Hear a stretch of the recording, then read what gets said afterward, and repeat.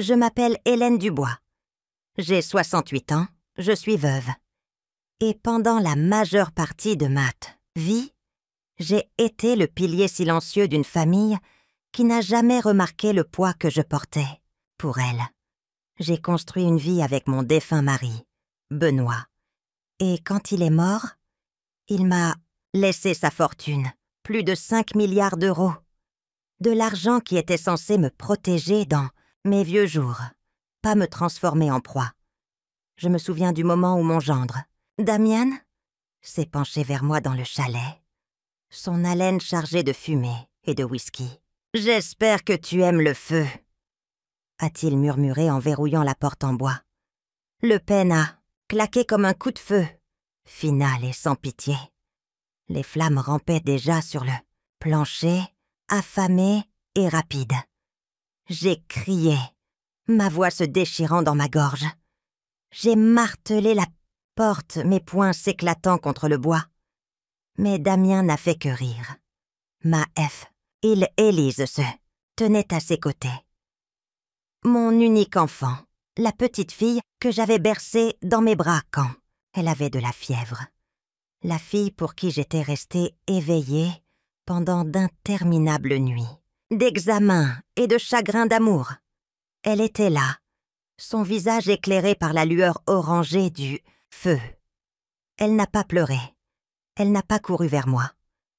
Elle a seulement souri, un sourire froid, distant, comme si la femme qui brûlait à l'intérieur de ce chalet n'était plus sa mère, mais un obstacle. Ils pensaient que la fortune était déjà à eux. Ils pensaient que je ne serais plus que cendre et un titre dans les journaux sur une veuve âgée qui était devenue imprudente avec le gaz. Ils croyaient que leurs mensonges suffiraient à convaincre le monde que j'avais simplement été victime d'un accident. Mais quand ils sont rentrés chez eux plus tard, prêts à célébrer leur victoire, je les attendais, déjà. Pas dans le feu, pas dans la tombe qu'ils avaient choisie pour moi. J'étais assise dans le vieux fauteuil en cuir de Benoît, celui qu'il m'avait offert pour notre 20e anniversaire. Et dans mes mains, je tenais quelque chose auquel il ne s'attendait pas. Une preuve, le genre de preuve qui ne brûle pas, le genre de preuve qui transforme les prédateurs en prisonniers. Oui, ils m'ont enfermée dans un chalet en feu, mais je n'ai pas brûlé. Je ne suis pas morte, je n'en avais pas fini. Ils ne comprennent toujours pas qui je suis. Je suis Hélène Dubois. Et voici l'histoire de la façon dont mon propre sang a essayé de m'effacer. Comment je me suis relevée du feu qu'ils pensaient me détruire. Et comment j'ai appris que le silence, la patience et la vérité sont plus forts que la cupidité. Je n'ai pas brûlé, je n'en ai pas fini. Et ils ne savent toujours pas que je suis en vie. Si vous écoutez, écoutez mon histoire maintenant. Je veux que vous restiez avec moi. Des histoires comme celles-ci ne sont pas seulement les miennes. Elles appartiennent à tous ceux qui ont été trahis par les personnes en qui ils avaient le plus confiance. Elles appartiennent à ceux qu'on a qualifiés de trop vieux, de trop faibles ou de trop dérangeants pour compter. Si vous êtes déjà senti ainsi, alors cette histoire est aussi la vôtre. Avant de continuer, je vais vous demander quelque chose de simple. Dites-moi d'où vous écoutez. Peut-être est-ce un matin tranquille, avec un café qui vous réchauffe les mains. Peut-être est-ce tard dans la nuit, quand des histoires comme celle-ci vous tiennent éveillé. Faites-le moi savoir. Et si vous ressentez le poids de mon histoire, si elle touche quelque chose en vous, partagez-la. Parce que les histoires ne vivent que lorsque nous les transmettons. Maintenant, là, hissez-moi vous, ramenez à ce mardi matin. En apparence, c'était une journée ordinaire. Les feuilles devant ma fenêtre commençaient à peine à se dorer avec le premier murmure de l'automne. L'air portait cette fraîcheur vive qui me rappelait toujours les nouveaux départs. Je n'aurais jamais imaginé que ce serait le jour où ma fille et son mari décideraient de me tuer. Tout a commencé par un appel téléphonique. La voix d'Élise semblait chaleureuse, presque trop chaleureuse quand elle a dit « Maman, Damien et moi voulons faire quelque chose de spécial pour ton anniversaire. Viens au vieux chalet en Haute-Savoie. On l'a rénové juste pour toi. » C'était l'hameçon de leur piège, déguisé en amour. J'aurais dû le reconnaître. J'aurais dû entendre le sourire répété dans ses mots. Mais quand on a 68 ans et qu'on est veuve, on s'accroche au moindre signe que notre enfant nous veut encore. Alors je accepté. Je me suis dit que ce serait bien, une réunion de famille, une célébration de ma vie. Au lieu de cela, c'est devenu une répétition de ma mort. Quand Damien a tourné la clé et m'a laissé dans cet enfer, j'ai ressenti plus que de la peur. J'ai senti la trahison de générations s'abattre sur moi. La trahison est plus lourde que le feu. Elle vous étouffe d'une manière différente. Les flammes consumaient les rideaux. Les chevrons craquaient comme des os fragiles. La fumée s'agrippait à mes poumons. Pourtant, même dans ce chaos, je me suis souvenu de quelque chose que Benoît m'avait dit un jour. « Hélène, avait-il dit, connais toujours ta sortie. Même de l'endroit le plus sombre, il y a une porte cachée. » Et il avait raison. Le chalet n'était pas seulement fait de bois et de feu. Il portait des secrets. Une trappe que Benoît m'avait montrée il y a longtemps, cachée derrière la vieille bibliothèque, dans le bureau. Mes mains saignaient, mon corps tremblait. Mais je me suis traînée sur le sol, j'ai trouvé la jointure du bois. J'ai appuyé et elle a cédé. Cette porte cachée m'a sauvée. Le feu a pris la maison, mais il n'a pas pu me prendre. Quand je suis sortie des arbres des heures plus tard, meurtrie, couverte de cendres et vivante, j'ai compris quelque chose avec une clarté terrifiante. Ma fils avait choisi l'argent plutôt que le sang. Damien avait choisi le meurtre plutôt que la patience. Il pensait avoir mis fin à ma vie.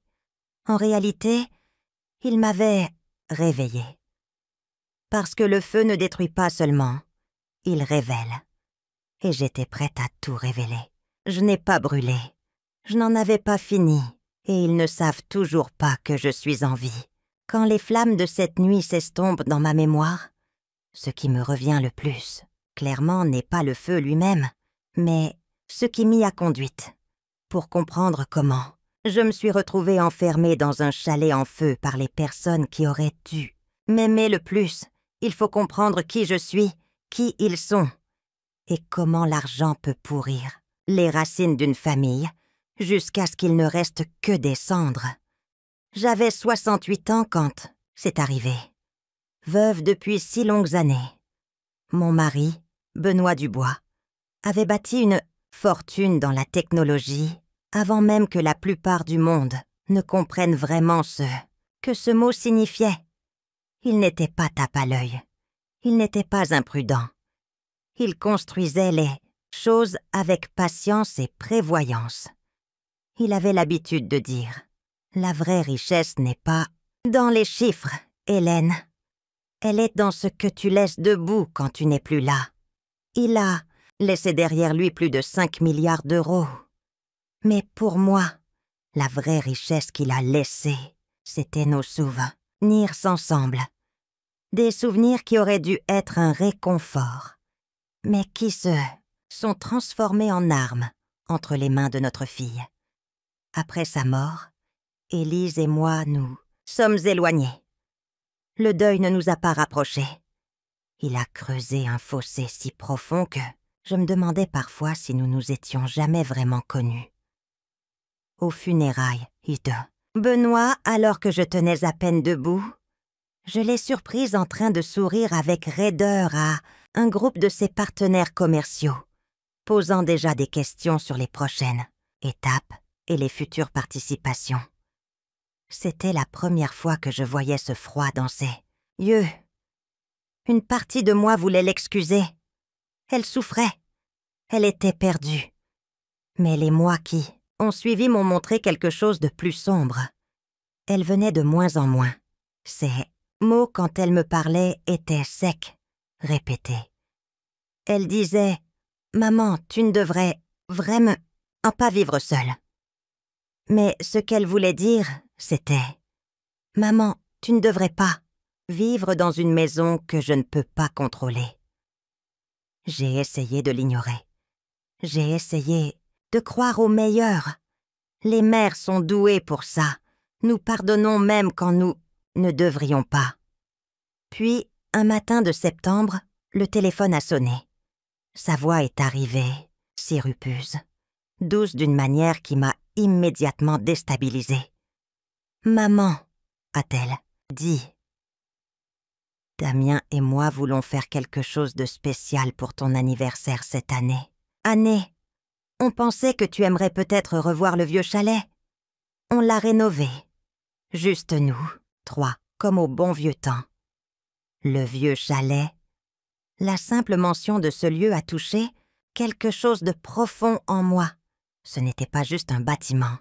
C'était là que Benoît et moi avions passé nos anniversaires, où nous avions appris à Élise à pêcher, où les rires « Resso » naient autrefois sur les murs lambrissés. Pendant un instant, mon cœur s'est adouci. L'idée d'y retourner avec ma fille ressemblait presque à une seconde chance. Pourtant, il avait quelque chose dans son ton que je ne pouvais pas tout à fait croire. Elle semblait avoir répété, comme si elle avait pratiqué l'invitation devant un miroir. Et pourtant, j'ai dit oui, parce que quand votre enfant vous appelle enfin, vous tend enfin la main après des années, de distance, vous la prenez. Vous ne demandez pas pourquoi. Vous ne demandez pas ce que cela coûtera. Vous la prenez, tout simplement. Je me suis dit que c'était le genre de surprise que Benoît aurait voulu. Il a toujours voulu la paix entre nous.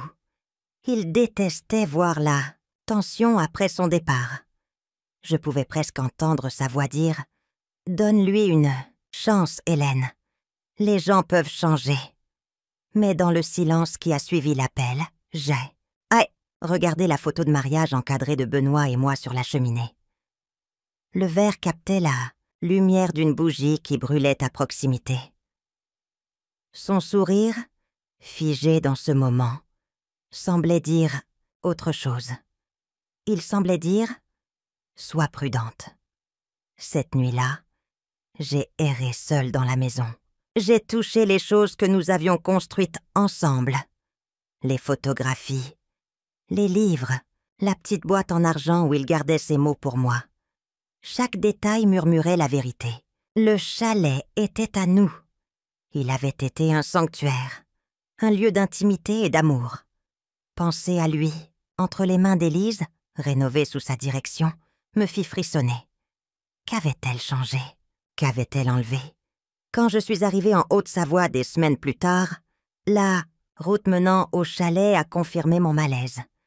La route que Benoît et moi avions parcourue dans notre vieux 4x4 était maintenant lisse et asphaltée, baie, bordée de nouvelles, clôtures. Même les arbres semblaient taillés, comme si quelqu'un avait essayé de dompter la nature sauvage, qui semblait autrefois si vivante. Le Porsche Cayenne, rutilant de Damien, s'est arrêté dans l'allée devant moi. Il est sorti avec un sourire trop large, trop poli. « Maman », a-t-il dit, m'embrassant rapidement. Son parfum était fort, cher, pas du tout l'odeur de fumée de bois et de terre que j'associais à cet endroit. Derrière lui, Élise se tenait les bras, croisés. « Bienvenue à la maison », a-t-elle dit. Ces mots auraient dû me réchauffer. Au lieu de cela, ils m'ont glacée. À l'intérieur, le chalet sentait le vernis neuf et les bougies parfumées. Les murs brillaient de peinture fraîche. Le mobilier était élégant, moderne, totalement étranger. La couverture que la mère de Benoît avait cousue, autrefois drapée sur le vieux canapé, avait disparu.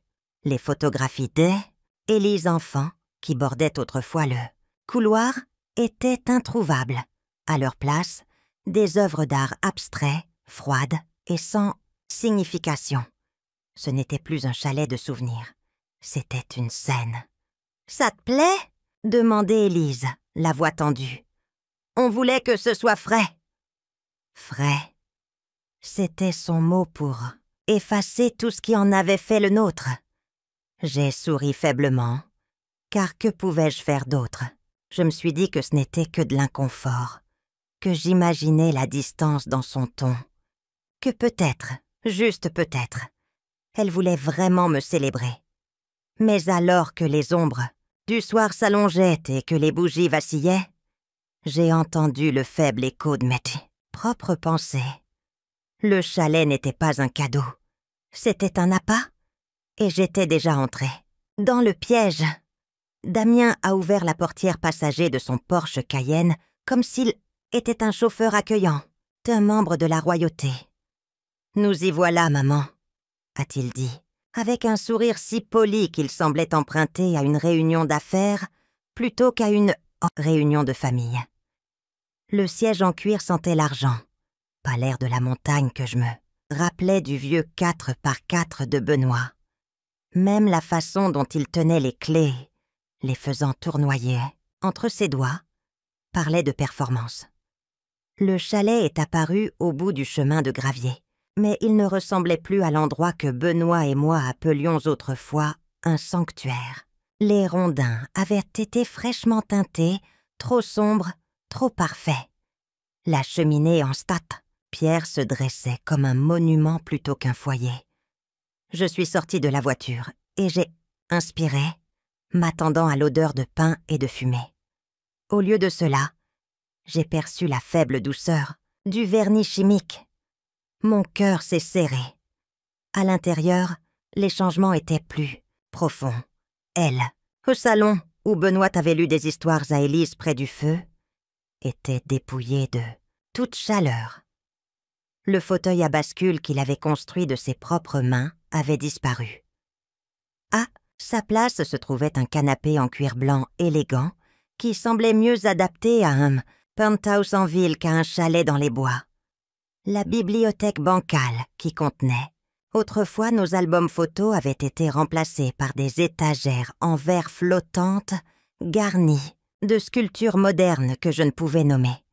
Élise m'a suivie à l'intérieur, ses talons claquant sur le parquet poli. « Ça te plaît ?» a-t-elle demandé, les yeux brillants mais froids. Nous voulions lui donner une nouvelle vie, quelque chose de digne de toi. J'ai hoché la tête, forçant un sourire. C'est différent. Différent était le seul mot que j'ai pu trouver. Ce que je voulais dire, c'est que cela ne me semblait plus être à moi, ni à Benoît, ni même à elle. C'était mise en scène, débarrassée de son histoire, habillée pour une performance qui n'avait rien à voir avec la famille. Damien s'est approché de la cheminée, grattant une allumette. La flamme a pris instantanément, trop vite, trop haut, comme si le bois avait été traité. En quelques instants, le feu a rugi, remplissant la pièce d'une chaleur anormale. J'ai reculé, mal à l'aise. « Rien de tel qu'un feu pour se sentir bien », a dit Damien, se versant un verre du bar roulant. Ses yeux se sont posés sur moi. « Tu dois être fatigué après la route. Assieds-toi, toi. Détends-toi. » Élise a placé un verre de vin dans ma main avant que je puisse protester. « C'est ton week-end d'anniversaire, maman. On veut s'occuper de tout. » J'ai levé le verre, mais l'odeur était âcre, presque métallique. Mon estomac s'est noué. Je l'ai posé sur la table à côté de moi, sans qu'il le remarque. Nous sommes restés assis dans un silence tendu jusqu'à ce que Damien se penche en avant, les coudes sur les genoux. « Ah, tu sais, maman, les successions peuvent être si compliquées. Tous ces documents, toute cette paperasse. » La main d'Élise a effleuré son bras, son signal pour qu'il continue. « Je pensais, » a-t-il dit, la voix décontractée mais les yeux perçants, « que ce serait peut-être plus facile pour toi si les choses étaient simplifiées. Si Élise et moi aidions à gérer les actifs, juste pour que tu n'aies pas à t'inquiéter. » Le mot a glissé dans la pièce comme de l'huile, sur l'eau. J'ai regardé le feu, ses flammes bondissant plus haut qu'elles n'auraient dû. Des étincelles crépitant contre la grille. Mon pouls s'est accéléré.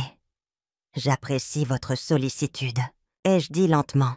« Mais je suis parfaitement capable de gérer mes affaires. » Élise a penché la tête, son sourire trop. « Pédou. Bien sûr, maman. On veut juste s'assurer que tout est géré, tu sais, au cas où quelque chose d'inattendu arriverait. » Ces mots portaient un frisson que le feu ne pouvait réchauffer. J'ai regardé autour de la pièce, cherchant le réconfort que j'avais connu ici autrefois. La lampe dans le coin a vacillé, les lumières, hésitant avant de se stabiliser.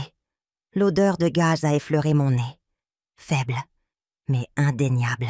Mes yeux se sont tournés vers la cuisine, où la veilleuse de la cuisinière brillait plus fort qu'elle n'aurait dû. Une petite flamme qui semblait siffler. Quelque chose n'allait pas. Le malaise s'est alourdi à chaque minute. J'ai pensé à la voix de Benoît, m'avertissant de toujours faire confiance à mon instinct. Et mon instinct criait. « Allons faire un tour dehors », ai-je suggéré en me levant. L'air du soir est frais.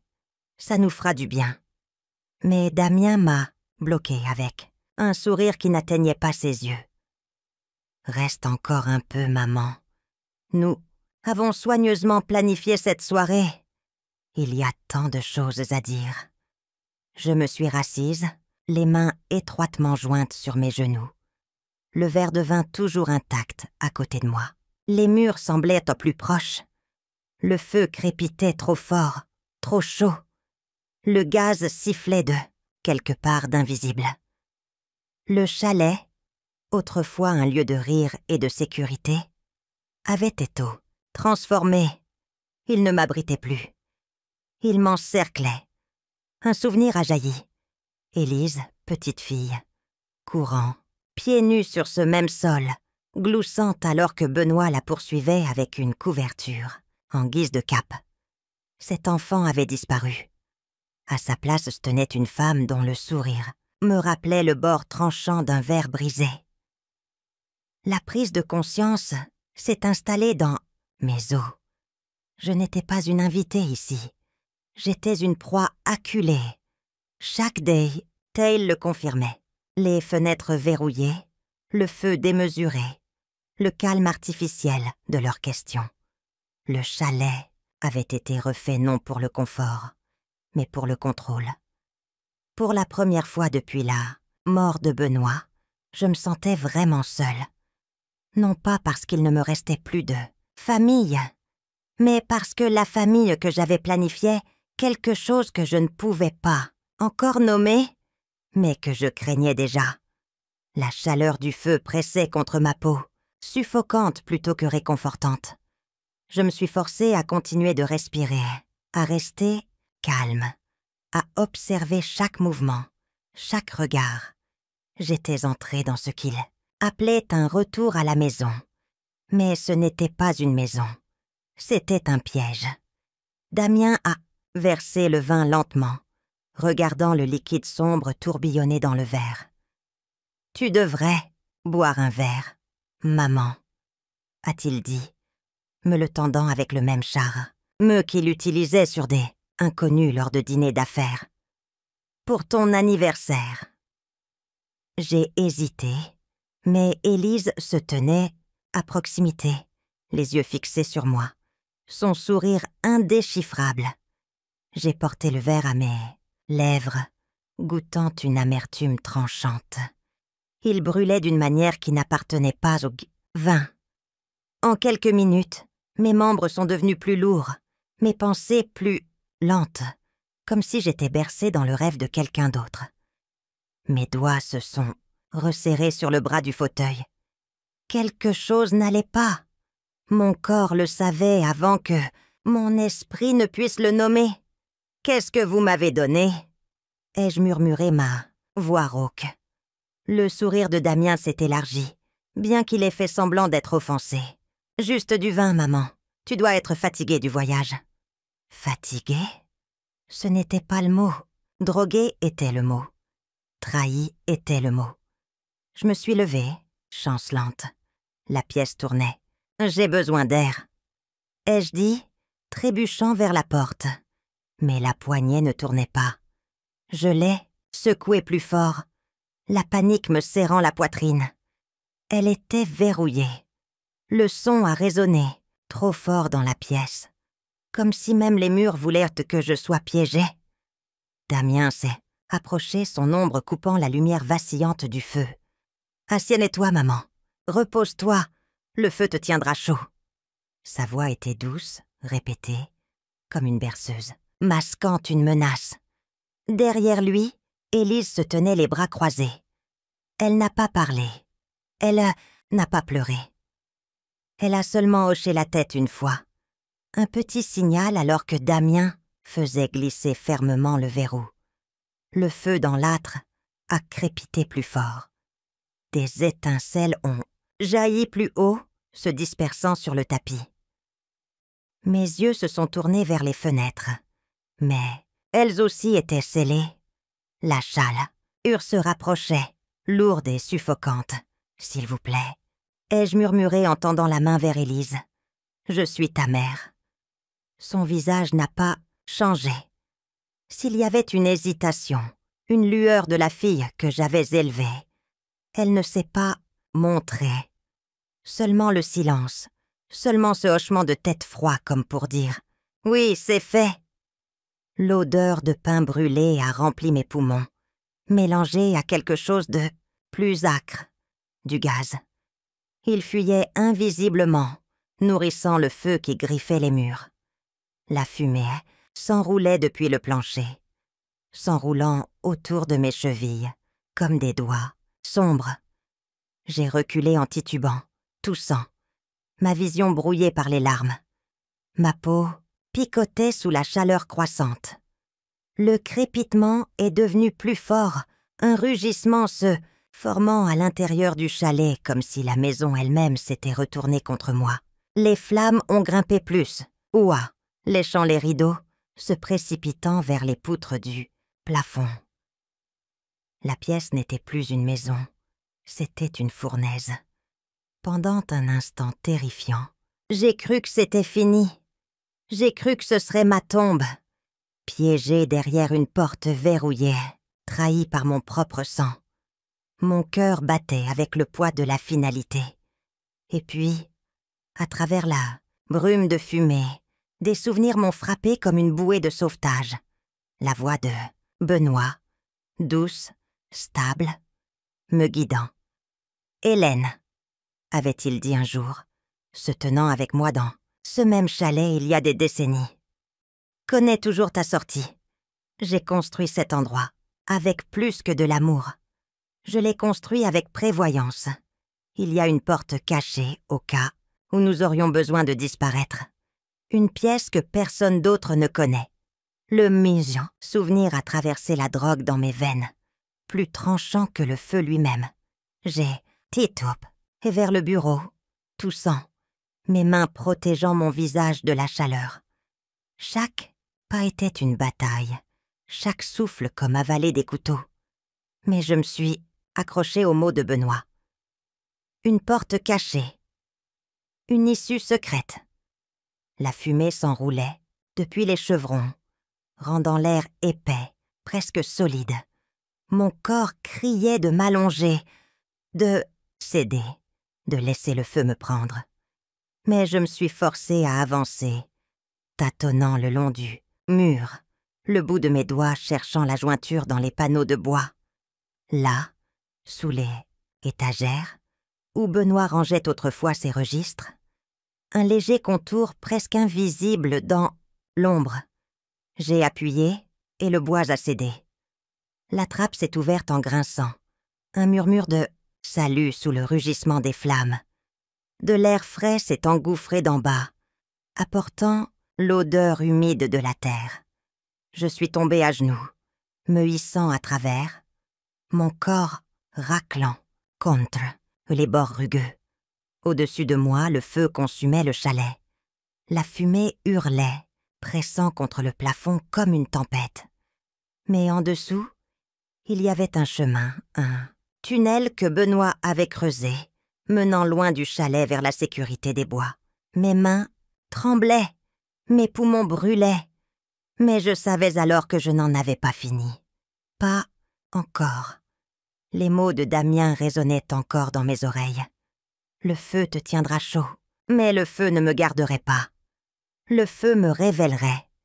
Et alors que je refermais la trappe, au-dessus de moi, laissant l'enfer derrière, une pensée s'est cristallisée dans mon esprit. Il croyait que je mourrais ici ce soir. Il croyait que les flammes m'effaceraient. Ils avaient tort. Je me souvenais du dernier cadeau de Benoît, la prévoyance d'une porte cachée, et, avec elle, la chance de renaître de mes cendres. Le feu a peut-être été leur arme. Et cela, survie serait ma réponse. Le tunnel caché sentait la terre humide et le souvenir. Mes mains raclaient la pierre, alors que j'avançais à quatre pattes, chaque mouvement déchirant la poche de mes paumes. Du sang chaud striait la terre, se mélangeant à la suie qui collait déjà à mes bras. Mes poumons me brûlaient, chaque toux résonnant comme du verre brisé à l'intérieur de moi. Pourtant, je continuais d'avancer. Derrière moi, le feu rugissait au-dessus de la trappe, dévorant le chalet qui avait été mon refuge. Le tunnel était étroit, construit par nécessité, pas pour le confort. Benoît l'avait creusé des décennies auparavant, insistant sur ce qu'il appelait un caprice de survie. À l'époque, j'avais ri, le taquinant sur son côté dramatique. « De quoi fuyons-nous, Benoît ?» avais-je demandé. Il avait seulement souri. « Tout n'est pas prévisible dans la vie, Hélène. Un jour, tu seras contente que j'ai anticipé. » Ce soir, ces mots me portaient. Je ne sais pas combien de temps j'ai rampé. Des minutes, peut-être des heures. L'obscurité a transformé le temps en quelque chose d'informe. Ma respiration était saccadée, courte, chaque inspiration entraînant la fumée plus profondément dans ma poitrine. Mes genoux étaient écorchés par le sol rocailleux, mes ongles cassés. Je sentais la piqûre des ampoules qui s'ouvraient, le lent filet de sang.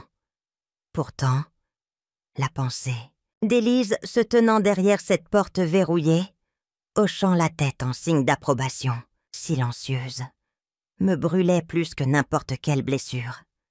Quand le tunnel s'est enfin ouvert, l'air nocturne m'a frappé comme une grâce que je ne méritais pas. Froid, vif, rempli de pain et de liberté.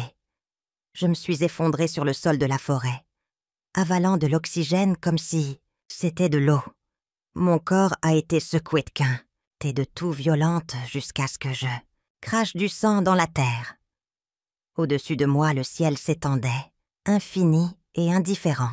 La fumée s'élevait derrière les arbres, s'enroulant vers les étoiles. Le chalet n'était plus. Ma fille avait voulu que je disparaisse avec lui. J'ai essayé de me lever, mais mes jambes m'ont trahi. J'ai avancé en titubant, rampant à moitié, me traînant à moitié à travers les sous-bois. Des branches déchiraient mes cheveux, étalant la cendre sur mon cuir chevelu. Ma robe me collait, raide de sueur et de suie. Chaque pas était une agonie. Pourtant, je ne pouvais pas m'arrêter. Je répétais le nom de Benoît comme une prière, chaque syllabe m'éloignant un peu plus du feu. Enfin, à travers le flou de l'épuisement, une lumière a vacillé au loin. Une lampe de Porsche. Je connaissais cette lumière, bien que des années se soient écoulées. Agnès, ma vieille amie, ma conf, idente, la femme qui s'était tenue à mes côtés dans les tribunaux, tranchante comme l'acier, avant de prendre sa retraite dans ce coin tranquille de la région. J'ai trébuché vers sa maison, m'effondrant 2 fois avant d'atteindre les marches. Mes poings, ensanglantés et tremblants, ont frappé à sa porte. Elle s'est ouverte en grinçant, et la voilà, plus âgée, les cheveux plus gris, mais indubitablement Agnès. Ses yeux se sont écarquillés en voyant mon état. « Hélène !» a-t-elle haleté, me rattrapant avant que je ne tombe. « Mon Dieu, que t'est-il arrivé ?» Ses mains se sont pressées contre mes épaules, me stabilisant. Je n'ai pas pu trouver de mots au début. Seuls des sanglots et des quintes de toux sont sortis de moi. Elle m'a fait entrer, me guidant vers le canapé. Sa voix, ferme mais douce. « Assieds-toi, tu es blessé, reste tranquille. » La pièce sentait la camomille et les vieux livres. Une odeur qui m'a enveloppée comme un cocon de sécurité. Agnès a apporté une couverture, la drapant sur mon corps tremblant. Ses doigts ont effleuré les brûlures sur mon bras, le sang striant mes mains. Son visage a pâli. « Qui t'a fait ça ?» a-t-elle exigé. J'ai croisé son regard et les mots sont sortis. Brute, dépouillée de tout sauf de la vérité.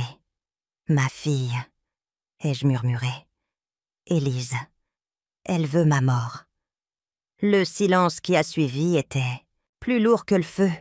Les lèvres d'Agnès se sont entr'ouvertes, ses yeux cherchant dans les miens une trace de délire, mais elle a vu les brûlures. Elle a senti la fumée qui s'accrochait à moi et elle a su. Ses mains se sont resserrées sur les miennes. « Raconte-moi tout !» Alors, je l'ai fait. Entre des respirations saccadées, je lui ai parlé du chalet, de la porte verrouillée, de la voix de Damien murmurant que le feu me tiendrait chaud. Je lui ai parlé du hochement de tête, du consentement froid et silencieux d'Élise. Je lui ai parlé du vin, du goût métallique, de la trappe que Benoît avait construite. Agnès a écouté, la mâchoire serrée, ses yeux se plissant à chaque détail. Quand j'ai fini, elle s'est assise en arrière, silencieuse pendant un long moment. Puis elle a parlé, sa voix basse et certaine. « Ils ont essayé de t'effacer, Hélène, mais tu es toujours là, et si tu es là, alors nous les ferons payer. » J'ai serré la petite boîte en bois qu'elle a placée dans mes mains, une qu'elle avait tirée d'un tiroir. À l'intérieur se trouvaient des bandages, des onguents, les outils de soins. Mais pour moi, c'était plus que des premiers secours. C'était une bouée de sauvetage. Pendant qu'elle pensait mes blessures, le poids de la trahison s'est fait plus lourd. J'ai pensé au sourire d'Élise, à la façon dont elle m'appelait « maman » quand elle avait peur des orages. Maintenant, elle était l'orage, et j'étais la victime qu'elle voulait enterrer.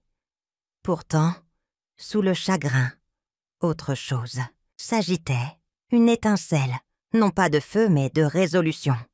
J'avais survécu aux flammes. J'avais traversé le tunnel que Benoît avait construit avec amour et prévoyance. Et maintenant, j'étais assise dans la maison d'Agnès, vivante, respirant, avec la preuve écrite sur ma peau brûlée. Je n'en avais pas fini. Les yeux d'Agnès ont croisé les miens, féroces et inébranlables. « Nous commencerons par la vérité », a-t-elle dit. « Ensuite, nous construirons à partir de là. Ils pensent avoir toutes les cartes en main. Montrons-leur ce qu'ils ont oublié. Tu es Hélène Dubois et tu n'en as pas fini. » Ces mots m'ont ancré. Le feu avait essayé de m'effacer. Ma fille avait essayé de m'effacer. Mais j'étais toujours là. Du sang sur mes mains, de l'aile à cendre dans mes cheveux, un souffle dans mes poumons. Et, pour la première fois depuis la mort de Benoît, je me sentais éveillée. Agnès a toujours eu des réponses cachées dans les recoins de sa vie, comme certaines personnes portent des chapelets ou des porte-bonheur. Cette nuit-là, alors que j'étais assise sur son canapé avec mes mains enveloppées de gaz et de la cendre encore emmêlée dans mes cheveux, elle s'est penchée en arrière et m'a étudiée. Puis elle a dit « Il y a quelqu'un que tu dois rencontrer ». Le lendemain matin, juste au moment où la lumière grise touchait l'horizon. Elle l'a amené chez elle. Marc Cartier, un ancien commissaire de police devenu détective privé. Il avait bien plus de 70 ans. Les cheveux blancs, mais les yeux plus vifs que n'importe quel homme de la moitié de son âge. Il se déplaçait en boitant, le fantôme d'une vieille blessure. Mais quand il m'a serré la main, sa poignée était ferme, sans hésitation. « Madame Dubois, m'a-t-il dit en hochant la tête une fois, Agnès me dit que vous avez survécu à quelque chose dont la plupart ne se relèvent pas. J'en suis désolée. » Il marqua une pause. « Et impressionné ?» J'ai esquissé un sourire là. Impressionné n'est pas le mot que j'utiliserais. Trahi me semble plus juste. Marc s'est assis dans un fauteuil en face de moi, sortant un petit carnet de la poche de son manteau. Son cuir était usé, ses pages remplies, d'une écriture tentaculaire à l'encre violette. « Agnès dit que vous avez des noms. Commençons par là. » J'ai pris un stylo, mes mains tremblant alors que j'ouvrais le vieux carnet d'adresse d'Agnès. Les noms sont venus plus vite que je ne l'aurais cru, comme s'ils attendaient juste sous la surface de mon chagrin. Docteur Henri Collin. Ai-je dit en premier, mon médecin perso, Nel. Il a approuvé chaque opération, chaque ordonnance, chaque note qu'Élise me mettait sous le nez quand j'étais trop faible pour discuter. C'est lui qui a insisté pour que Damien et Élise gèrent mes papiers pendant ma convalescence. Marc a hoché la tête, notant le nom dans son carnet avec des traits délibérés.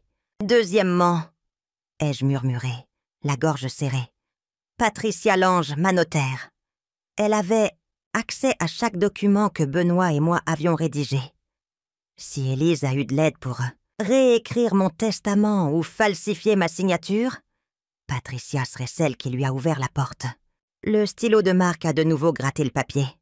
Et le troisième? J'ai hésité, le nom amer dans ma bouche. Marc Rémy, mon gestionnaire de fortune. Il s'occupait des fiducies, des comptes, des fondations. Il sait où se trouve chaque euro. Et si Damien lui a promis une part du butin, il n'hésiterait pas à jouer le jeu. Le silence s'est fait dans la pièce. Agnès a pris ma main, la serrant doucement. 3 noms, 3 points de départ. Mais Hélène, es-tu prête pour ce que tu pourrais trouver? Ce ne sera pas seulement la trahison de ta fille. Cela pourrait être tout un réseau. J'ai hoché la tête, bien que mon cœur soit lourd. J'ai besoin de connaître la vérité. Sans elle, je ne suis qu'une autre femme qui a disparu dans un incendie. Marc a refermé son carnet d'un coup sec. Alors voici la réalité. Votre douleur est légitime, mais ce n'est pas une preuve. Si nous voulons les démasquer, il nous faut des preuves. Quelque chose que les tribunaux, la presse, même le public ne pourront pas ignorer. Des documents, des enregistrements, des pistes financières. C'est le seul moyen d'arrêter des prédateurs comme eux. Sa franchise m'a piqué, mais il avait raison. Mais brûlure, mon histoire, même le témoignage d'Agnès ne suffirait pas. Élise et Damien avaient déjà commencé à tisser une histoire sur ma confusion, sur mon prétendu déclin. Sans preuve tangible, je ne resterai rien de plus qu'un fantôme dans leur récit. Agnès s'est penchée en avant, sa voix tranchante. Alors, comment obtenons-nous des preuves?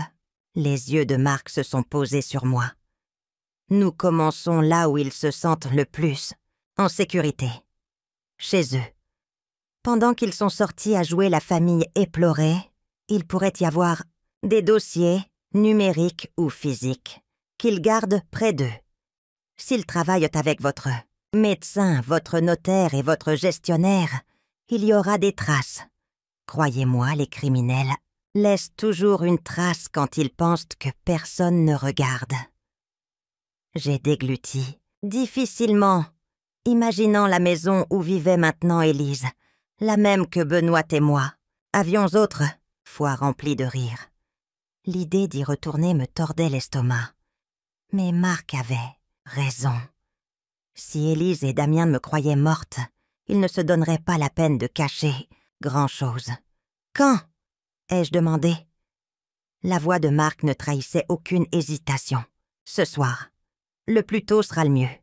Chaque jour qui passe leur donne plus de temps pour consolider leur histoire. » La décision flottait dans l'air comme de la fumée. Je sentais son poids pressé sur ma poitrine, le souvenir des flammes encore frais dans mes poumons. Mais quelque chose d'autre s'agitait sous la peur. Un sentiment de clarté. Benoît m'avait dit « Un jour, la vérité a une façon de trouver son chemin à travers les fissures, Hélène. Mais parfois, il faut la pousser soi-même. » C'était ce moment. « D'accord, » ai-je finalement dit. « On le fait ce soir. » Marc a souri légèrement, bien que ses yeux soient restés gravants. Et ça, il a sorti une petite clé USB de sa poche et l'a posée sur la table d'Agnès.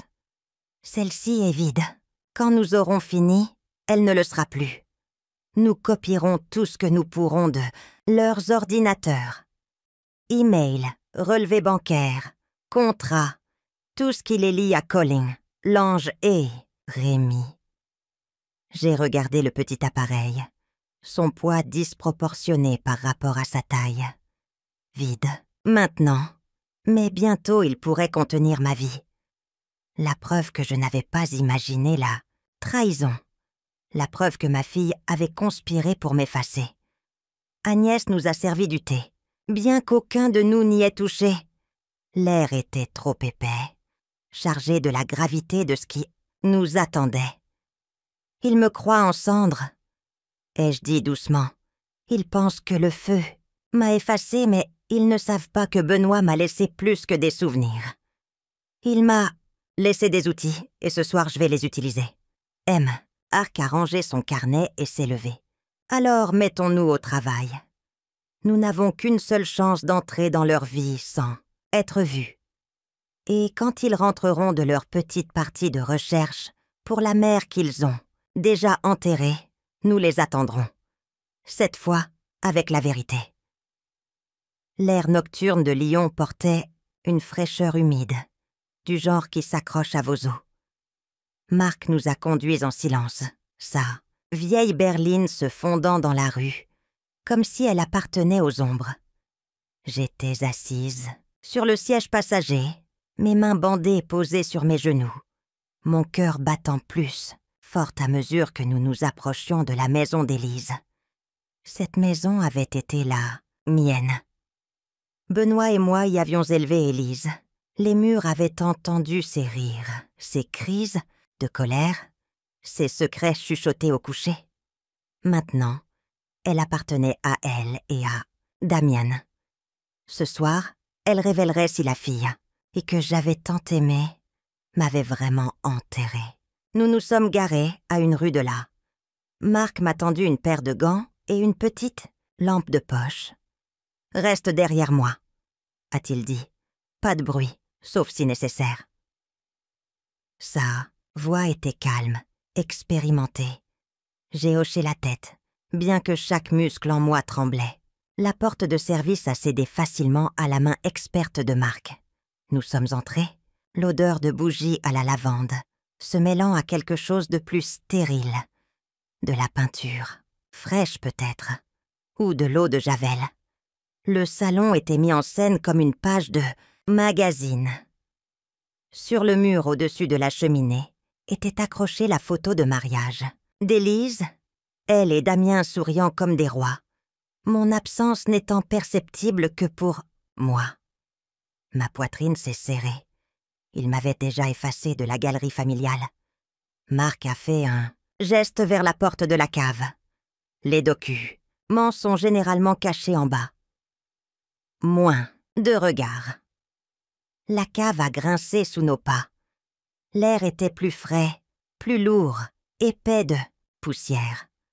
Des boîtes étaient empilées proprement le long des murs, étiquetées avec une écriture. J'ai reconnu celle d'Élise, bien que plus nette maintenant, dépouillée de chaleur. Le faisceau de ma lampe de poche a atterri sur un cadre, un certificat médical. Docteur Henri Collin, sa signature en boucle d'encre bleue, authentique et effrontée, comme pour dire qu'il soutenait tout ce qu'il faisait. À côté se trouvait un dossier sur un établi. Je l'ai ouvert, avec des mains tremblantes. À l'intérieur, des documents de transfert, de propriété, de compte, de fiducie. Mon nom falsifié à des endroits où ma main ne s'était jamais posée. Ma signature copiée avec précision se moquait de moi depuis la page. Mes genoux ont failli flancher. Reste stable. À Murme, Urémark. Il a balayé la pièce du regard comme un soldat, puis a montré une autre pile de papiers. Je les ai soulevés un par un. Une évaluation psychologique. La patiente montre une confusion croissante, des pertes de mémoire, des difficultés à reconnaître les personnes familières. Signé à nouveau par Collin, tamponné par une clinique que je n'avais jamais visitée. J'ai murmuré. Ils construisent un dossier pour prouver que j'ai perdu la tête. La mâchoire de Marc s'est crispée. Pas en train de construire. Construit. C'est leur bouclier si quelqu'un remet en question ta disparition. Nous avons continué. Dans le coin le plus éloigné de la cave, Marc s'est agenouillé à côté d'un coffre. Il l'a ouvert, révélant des dossiers soigneusement reliés, chacun étiqueté avec des dates. À l'intérieur se trouvaient des brouillons de documents juridiques, certains imprimés, d'autres annotés dits, et la main audacieuse de Damien. Un dossier était plus épais que les autres, plus lourd. Marc l'a glissé sur la table. Je l'ai ouvert et je me suis figée. Un certificat de décès. Mon certificat de décès. Mon nom, Hélène Dubois, tapé proprement en haut. Cause du décès, incendie accidentel. En dessous, la signature d'un médecin légiste. La date était vierge, attendant d'être remplie. Ma gorge s'est nouée. Ils avaient préparé mes funérailles avant d'allumer l'allumette. Marc a posé une main rassurante sur mon épaule. Respire. Les preuves sont un pouvoir, pas une condamnation. Souviens-toi de ça. J'ai hoché la tête, forçant l'air à rentrer dans mes poumons. Ma lampe de poche a de nouveau balayé la pièce, attrapant le faible contour d'une fermeture éclair dans un coussin de canapé. Je l'ai ouverte, mes doigts tremblants. À l'intérieur, cachée dans le rembourrage, se trouvait une petite clé USB noire. Les sourcils de Marc se sont levés. Voilà pourquoi nous sommes ici. Nous l'avons montée à la table de la cuisine, la branchant sur l'ordinateur. Portable de Marc. L'écran a vacillé, puis a ouvert un dossier intitulé « Plan dégel ». Mon estomac s'est noué. « Dégel », ai-je murmuré. C'est comme ça qu'Élise appelait ça une fois quand elle était adolescente, attendant le printemps pour laver les secrets. Wow. L'intérieur du dossier se trouvèrent des enregistrements.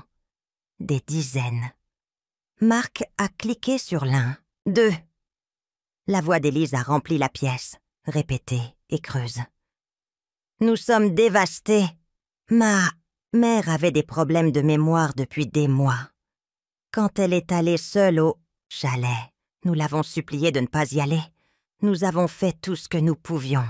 J'ai agrippé le bord de la table, alors qu'un autre fichier jouait. Damien, cette fois. Elle était fragile. Nous lui avons dit que ce n'était pas sûr, mais elle a insisté. Nous avons le cœur brisé, vraiment le cœur brisé. Ils avaient pratiqué leur mensonge, comme si le deuil était une performance. Leur scénario poli pour les journalistes, les voisins, la police. Chaque enregistrement était un poignard qui creusait plus profondément la vérité de ce qu'ils avaient planifié. Les yeux de Marc se sont plissés. Ça, c'est de l'or. Des répétitions publiques d'un faux récit. On ne pourrait pas inventer une preuve d'intention plus forte. Je me suis penchée en arrière, le poids de tout cela m'écrasant. Il m'avait tué bien avant que le feu ne touche le chalet. Dans leur esprit, j'étais déjà partie. Nous avons copié chaque fichier, chaque document sur la clé USB que Marc avait apporté. Il l'a rangé dans la poche de son manteau avec le soin d'un homme transportant de la dynamite. C'est suffisant pour commencer, mais ce n'est pas la fin. Nous aurons besoin de plus. Des pistes financières, des relevés téléphoniques. Mais ce soir, nous avons touché le filon. Alors que nous nous préparions à partir, j'ai jeté un dernier regard à la photo de mariage dans le salon. Le sourire d'Élise était radieux. Mais maintenant, je le voyais pour ce qu'il était. Un masque, poli et froid. Ma propre absence sur ce cadre racontait l'histoire mieux que n'importe quel mot. Marc a verrouillé la porte de service derrière nous, et nous nous sommes glissés de nouveau, dans la nuit. L'air extérieur était frais, pur, vivant. J'ai pressé ma main brûlée contre ma poitrine, sentant le faible battement de la survie. Il pensait m'avoir enterré dans le feu, ai-je murmuré. Mais les cendres parlent maintenant. Marc a hoché la tête, ses yeux brillant sous le lampadaire. Et bientôt, le monde entier entend. Marc ne se déplaçait jamais rapidement, mais quand il le faisait, cela signifiait que les enjeux s'étaient accrus. Le matin après avoir découvert les fichiers, il était assis à la table de la cuisine d'Agnès, son carnet usé ouvert, tapotant un stylo contre sa tranche. Il y a une personne en qui j'ai confiance pour une affaire comme celle-ci, a-t-il dit, mais elle n'est pas du genre à appeler à moins d'être prêt à lui confier sa vie. Agnès a haussé les sourcils. Qui? Marc m'a regardé. Sylvie Harel, ancienne de la DGSI, maintenant dans une unité spéciale qui enquête sur la maltraitance des personnes âgées et l'exploitation financière. Elle a bâti sa carrière en dénichant les prédateurs qui se déguisent en membres de la famille.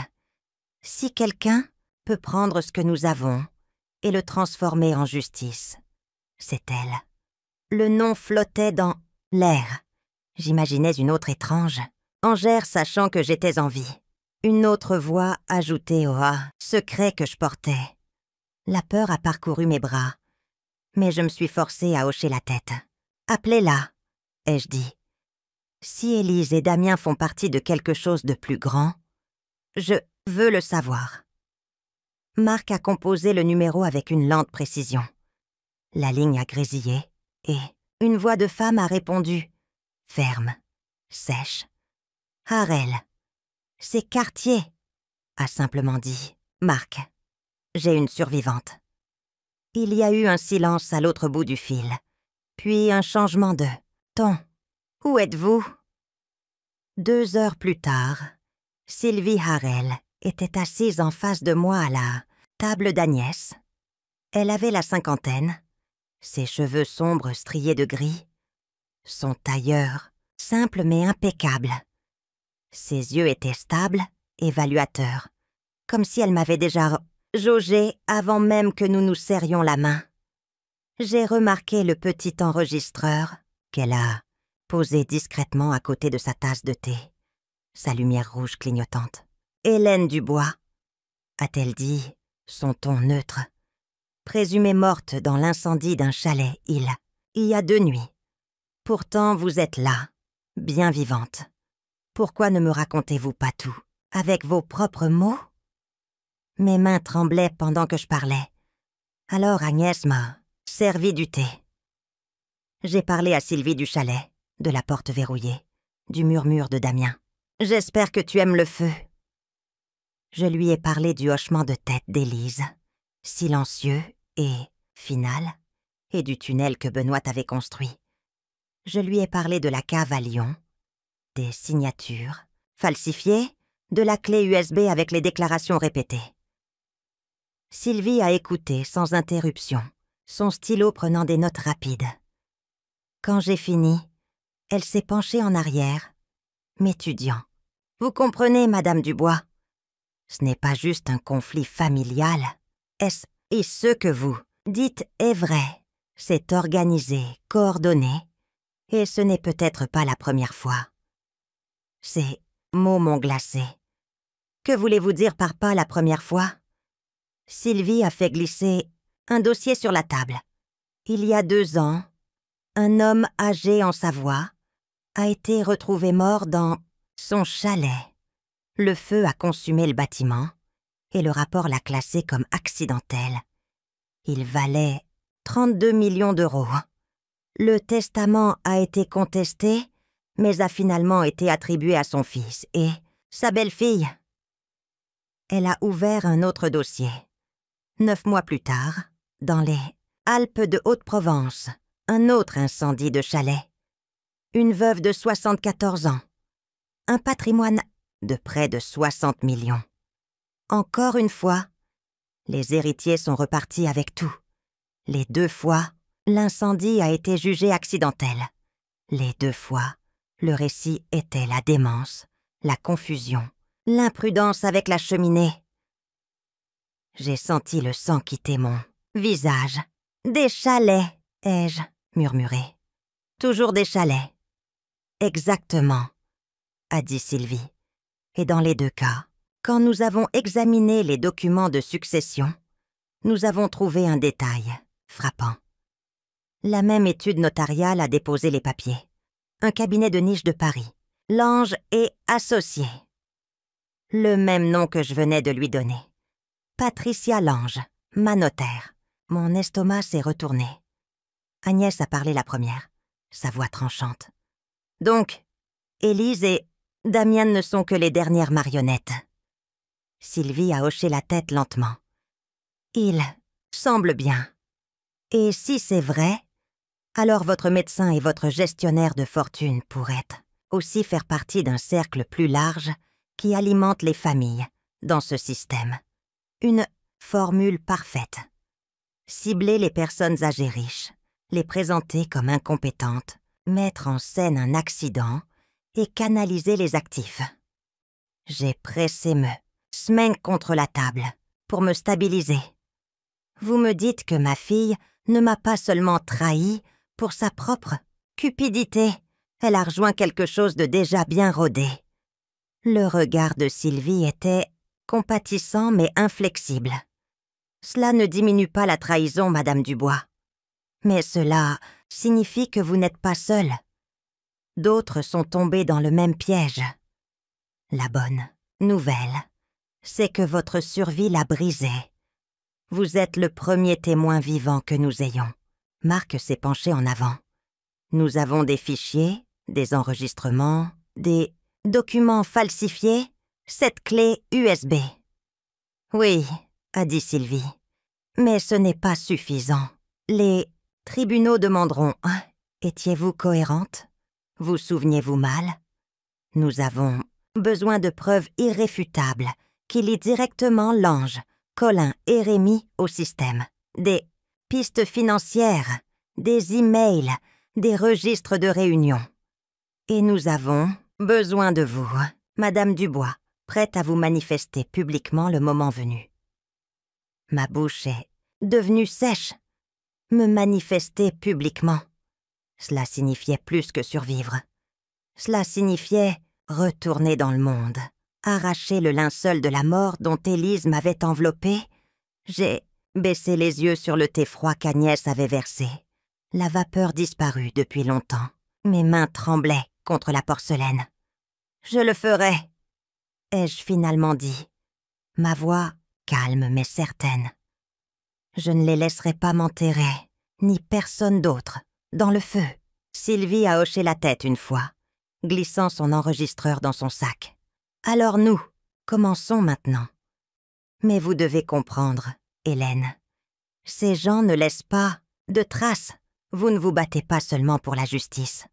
Vous vous battez pour votre vie. Son avertissement a persisté comme de la fumée.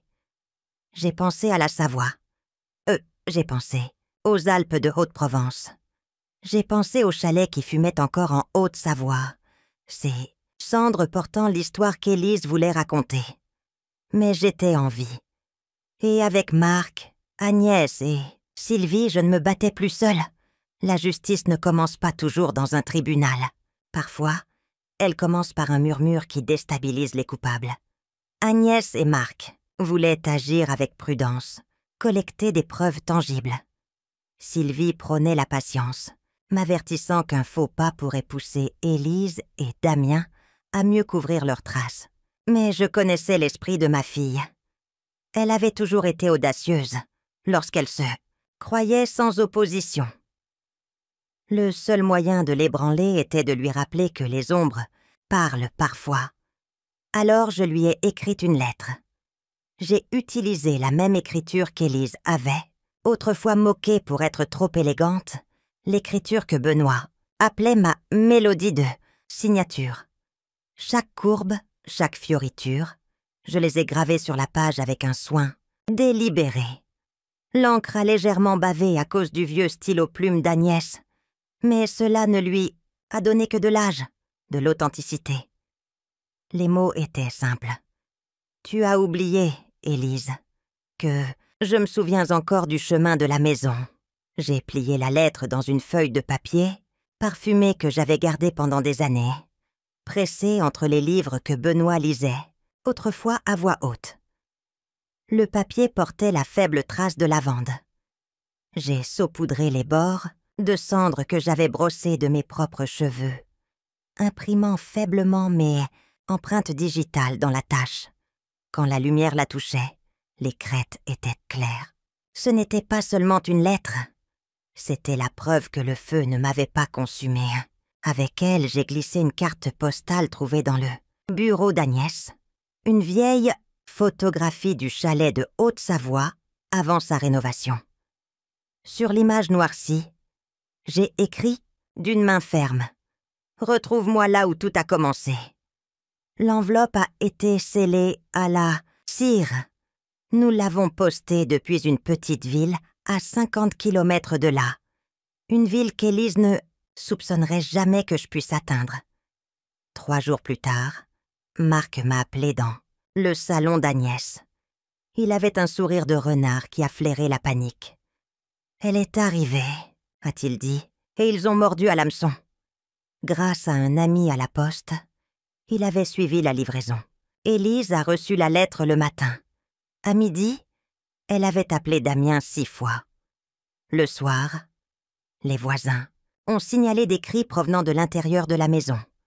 Plus tard dans la nuit, Marc a fait glisser un petit enregistreur sur la table, un micro qu'il avait placé sur le porche extérieur de leur maison. Nous sommes penchés, écoutant. La voix d'Élise tremblait, frénétique, comme lorsqu'elle était une petite fille, cherchant sa poupée perdue. C'est son écriture. Je la connais. Tu ne comprends pas, Damien. Elle écrit comme ça, avec les boucles, le papier, à la lavande. Elle a su comment me trouver. La réponse de Damien était plus tranchante, plus froide. C'est impossible. Nous avons vu les flammes. Nous avons verrouillé la porte. Alors explique ça. Le papier a bruissé, la lettre étant agitée entre eux. Ces mots, Damien, elle est en vie, elle doit l'être. Le silence a suivi, ponctué seulement par la respiration mesurée de Damien. Quand il a parlé, son ton portait pour la première fois une inquiétude. Ou quelqu'un veut nous faire croire qu'elle est en vie. Quoi qu'il en soit, ça signifie des ennuis. Si elle a vraiment survécu, alors nous n'avons pas fini le travail.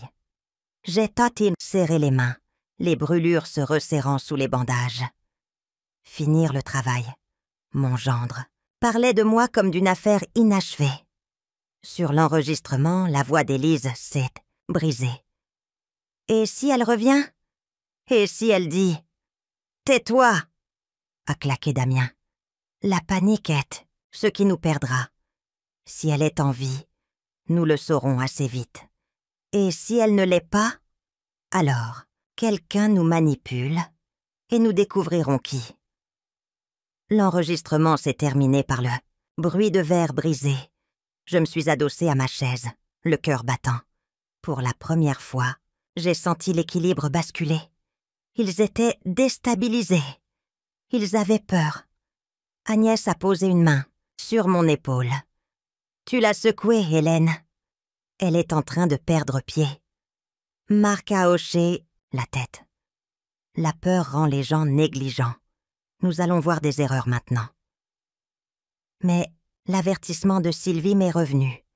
Ces gens, non, ils laissent pas de traces. Si Élise et Damian devenaient désespérés, ils pourraient agir plus vite, devenir imprudents. Mon pari avait fonctionné, mais il avait aussi invité le danger à se rapprocher. Cette nuit-là, je me suis assise près de la fenêtre d'Agnès, regardant les lumières de Lyon scintiller au loin. J'imaginais Élise faisant les 100 pas dans sa maison, serrant ma lettre, entendant ma voix dans chaque craquement du plancher. Me voyait-elle comme un fantôme revenu des cendres? Ou se souvenait-elle de moi comme de sa mère, celle qui lui brossait autrefois les cheveux et lui disait que la vérité comptait toujours? Peut-être les deux. La lettre n'était pas seulement pour elle. Elle était pour moi. Chaque trait d'encre avait en trop une déclaration. Je ne suis pas partie. Tu ne peux pas m'effacer. Ma mémoire, ma voix, ma dignité. Elles vivent encore. Plus fortes que le feu qui haïssa. Yé de les consumer. Quand j'ai fermé les yeux, je pouvais encore entendre le murmure de Damien à la porte du chalet. J'espère que tu aimes le feu. Maintenant, j'ai murmuré en retour dans le silence. J'espère que vous aimez les fantômes. La prochaine étape ne serait pas une lettre. Ce serait l'action. Élise et Damien avaient planifié ma mort comme une entreprise, froide et calculée. Mais maintenant, ils commenceraient à interroger les ombres, les regards, chaque son dans la nuit.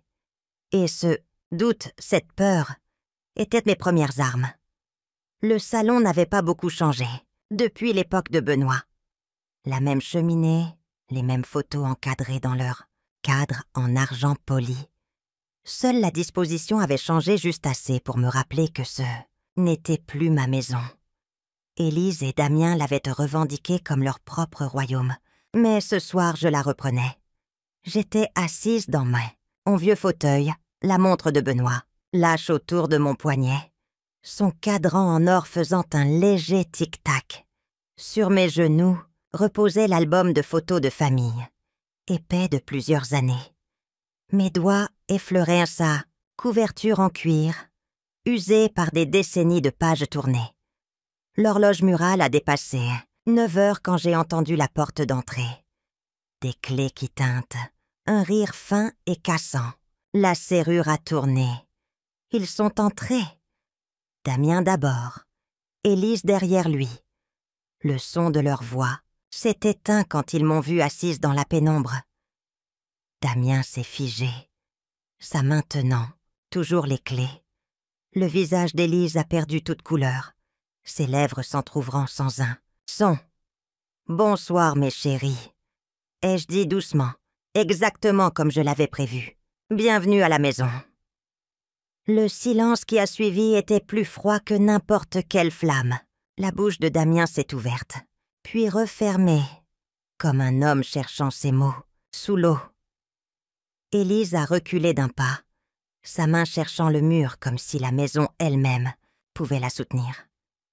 J'ai tourné une page de l'album, ma voix légale.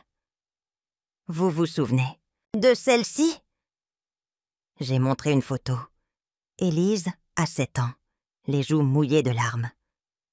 La note griffonnée en dessous disait « Élise a pleuré pendant des heures, après la mort du tueur lapin dans le film. » Je l'ai regardé, mon regard perçant. Tu étais le genre de fille qui ne supportait pas de voir un animal souffrir. Et maintenant tu as enfermé ta mère dans le feu. Tilotomo, son souffle s'est coupé et elle s'est détournée. Damien a finalement retrouvé sa voix. « Il n'est pas possible », a-t-il marmonné. Tu étais morte. Ai-je complété, refermant l'album, d'un coup sec. J'étais censée l'être, mais tu vois, certains feux ne font que purifier. Ils ne consumant pas. La voix d'Élise a percé, tendue, défensive. Tu ne peux rien prouver. J'ai souri, froidement et calmement. J'ai plus que tu ne le penses, plus que vous n'auriez jamais imaginé. Ses yeux ont vacillé de panique. La mâchoire de Damien s'est crispée. La distance entre eux s'est creusée, alors que le poids de mes mots s'installait. Je me suis penchée en avant dans le fauteuil, mes mains jointes sur la montre de Benoît. Savez-vous ce que cette maison m'a appris? Les souvenirs vivent dans les objets. Ils portent les murmures du passé. Vous avez déplacé les cadres, nettoyé les murs, redécoré. Mais la vérité persiste toujours. Elle s'infiltre dans l'air, dans les fissures, et elle attend. Les yeux d'Élise ont brillé de quelque chose que je n'avais pas vu depuis des années. La peur mêlée à la rage. « Pourquoi es-tu là, mère ?» a-t-elle demandé, la voix tremblante. « Je suis là. Aïe !» je dis en me levant lentement. « Parce que le pardon n'est pas ce que je suis venue chercher. Je suis venue pour la vérité, et pour vous rappeler à tous les deux que je ne suis pas des cendres. Je suis de la chair, du sang, de la mémoire et des preuves. » Le visage de Ducey Damien s'est durci. « Tu te crois maligne, mais ça va mal finir pour toi. »« Peut-être, » ai-je répondu, mon ton plus sec maintenant. « Mais tu oublies. Vos mensonges sont fragiles. Je les ai vus. Je les ai entendus. Et bientôt d'autres aussi. » J'ai rouvert l'album, tournant à la dernière page.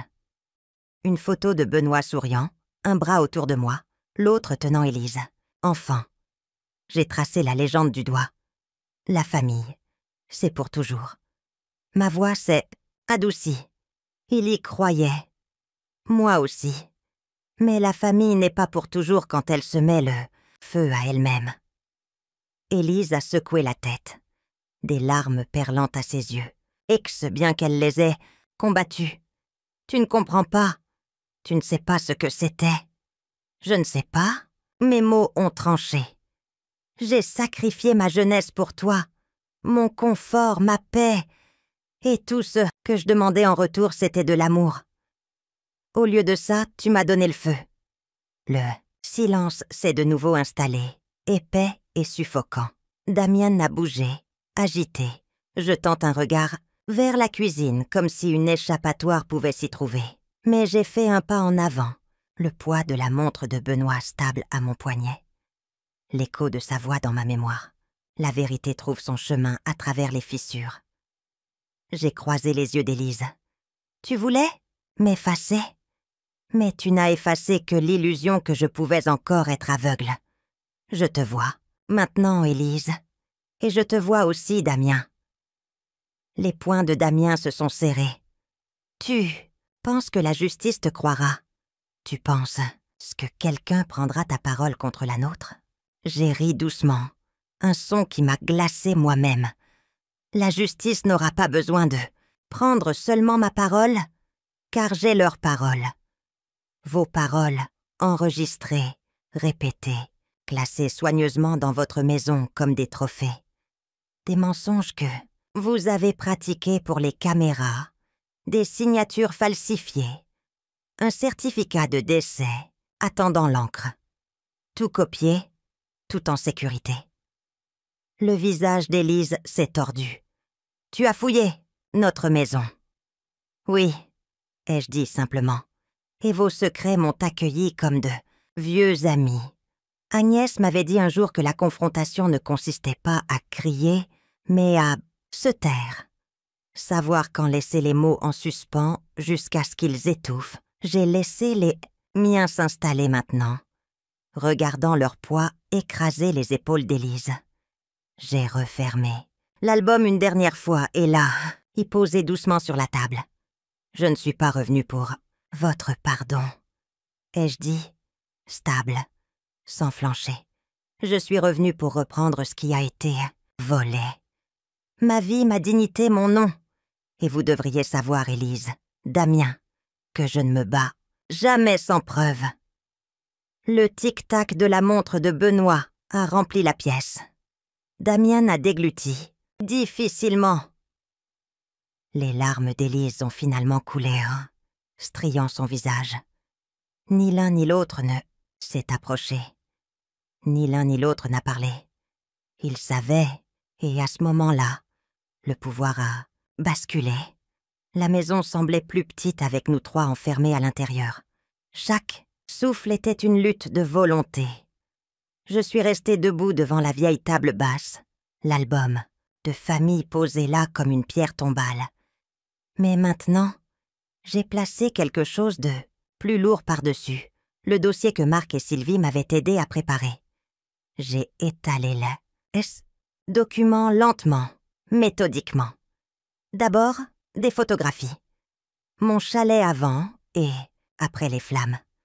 Une image vivante de bois doré, l'écriture de Benoît gravée dans les poutres. L'autre, un squelette calciné, ses os noircis. Élise a tressailli comme si les photos la brûlaient à nouveau. Damien a détourné le regard. Ensuite, j'ai posé 2 rapports officiels. La Savoie, ai-je dit en tapotant la première page. Un homme valant 32 millions, incendie de chalet, récit de démence. Les héritiers s'en sont sortis. Puis le second, Alpes de Haute-Provence, une veuve, 60 millions. Même histoire, même notaire, le même langage répété mot pour mot. La voix d'Élise s'est brisée. Qu'est-ce que ça a à voir avec nous? J'ai croisé son regard, froid et stable. Tout, parce que votre notaire, Patricia, l'ange, a signé les 2 successions, et son nom apparaît ici. J'ai fait glisser la copie que nous avions prise de la cave. La signature d'Élise juste à côté de celle de Patricia. Damien a essayé de masquer sa peur par de la colère. Ça ne prouve rien.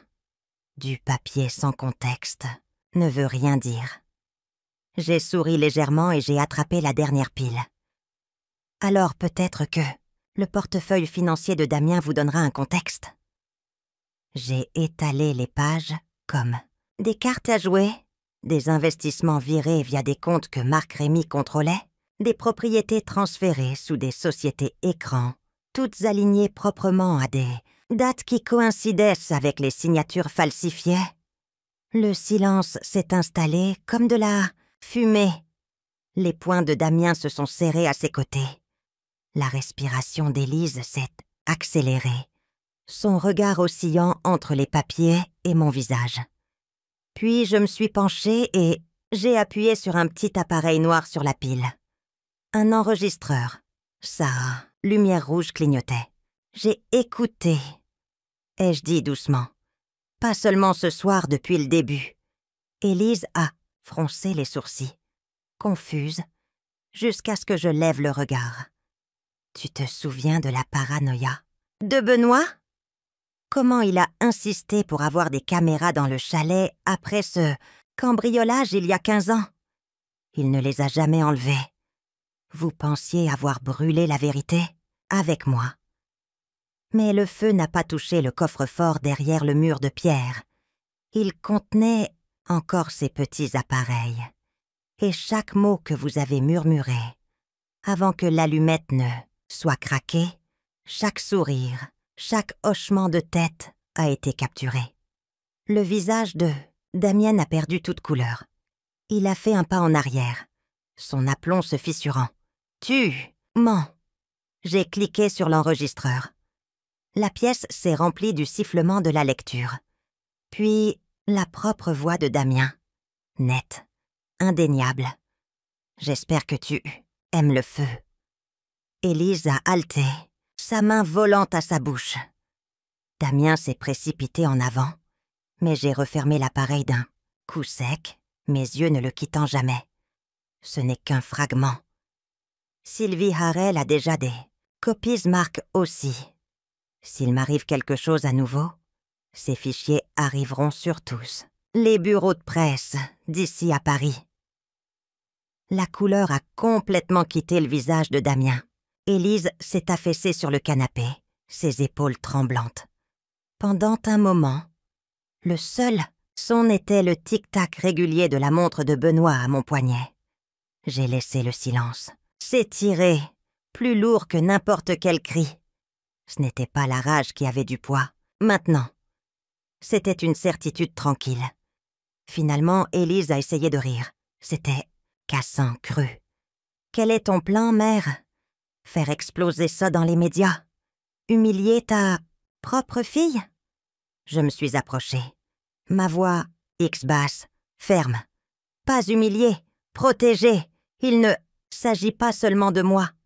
Il s'agit de chaque mère, chaque veuve, chaque personne âgée qui croit encore que sa famille ne la trahirait jamais. Si je reste silencieuse, d'autres brûleront. D'autres se noieront dans des signatures de falsifiés et de faux récits. Je n'ai pas l'intention de laisser cela se produire. Le rire d'Élise s'est transformé en sanglots. Tu penses que quelqu'un te croira plutôt que nous? Nous avons déjà raconté l'histoire. La presse, ils sympathisent avec nous. J'ai posé une main sur la montre de Benoît, sentant son pouls du temps. Ils croiront parce que la vérité laisse des empreintes. Elle s'étale sur les cendres. Elle persiste dans les enregistrements. Elle s'infiltre à travers les mensonges. Vous avez bâti votre empire sur le silence, Élise. Mais le silence peut aussi être une arme. Oh, ses yeux ont alors croix. C'est les miens. Et pendant une fraction de seconde, j'ai vu l'enfant qu'elle avait été. Celle qui avait pleuré pour un lapin dans un film. Mais la femme devant moi était toujours tordue par la cupidité, et il n'y avait pas de retour en arrière possible. Damien a retrouvé sa voix, rauque et amère. « Alors, et maintenant, tu pensais avoir gagné? Tu penses que quelques fichiers et bandes vont nous effacer ?» Je me suis redressée, rassemblant les documents dans le dossier avec une lente précision. Je n'ai pas besoin de vous effacer. Vous l'avez fait vous-même. Ma tâche est seulement de montrer au monde ce que vous êtes vraiment. Les masques que vous portez, belle fille, gendre éploré. Ils s'effondreront au moment où la lumière les touchera. Et la lumière arrive. Le silence s'est approfondi, s'enfonçant dans leurs os. Je pouvais le voir dans leurs yeux. La terreur naissante qui vient lorsque les mensonges s'effondrent sous leur propre poids. Je les ai regardés une dernière fois. Ma voix stable, finale. Je ne suis pas ici pour mendier.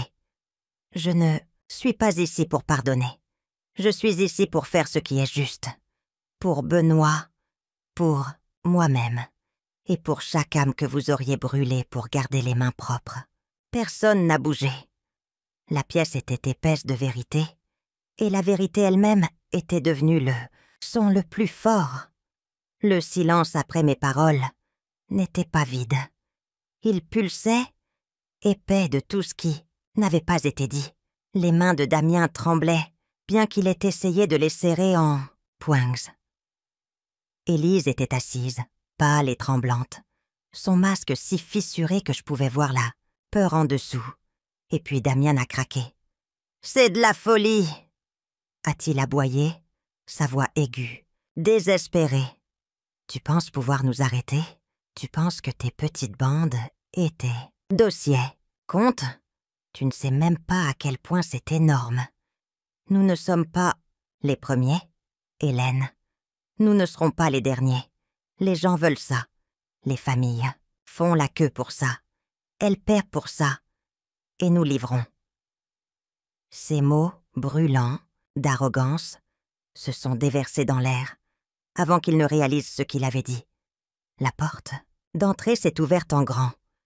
Des ombres ont bougé rapidement. Des bottes, des vestes, des lampes de poche. Sylvie Harel est entrée la première. son insigne brillant sous la lumière de la lampe. 2 agents en civil l'encadraient, armes sorties mais stables. « Merci, Monsieur Warren », a dit calmement Sylvie, s'adressant à Damien. C'était l'aveu dont nous avions besoin. Damien s'est figé, ses yeux passant d'elle à moi. Le halètement d'Élise a traversé la pièce comme un verre qui se brise.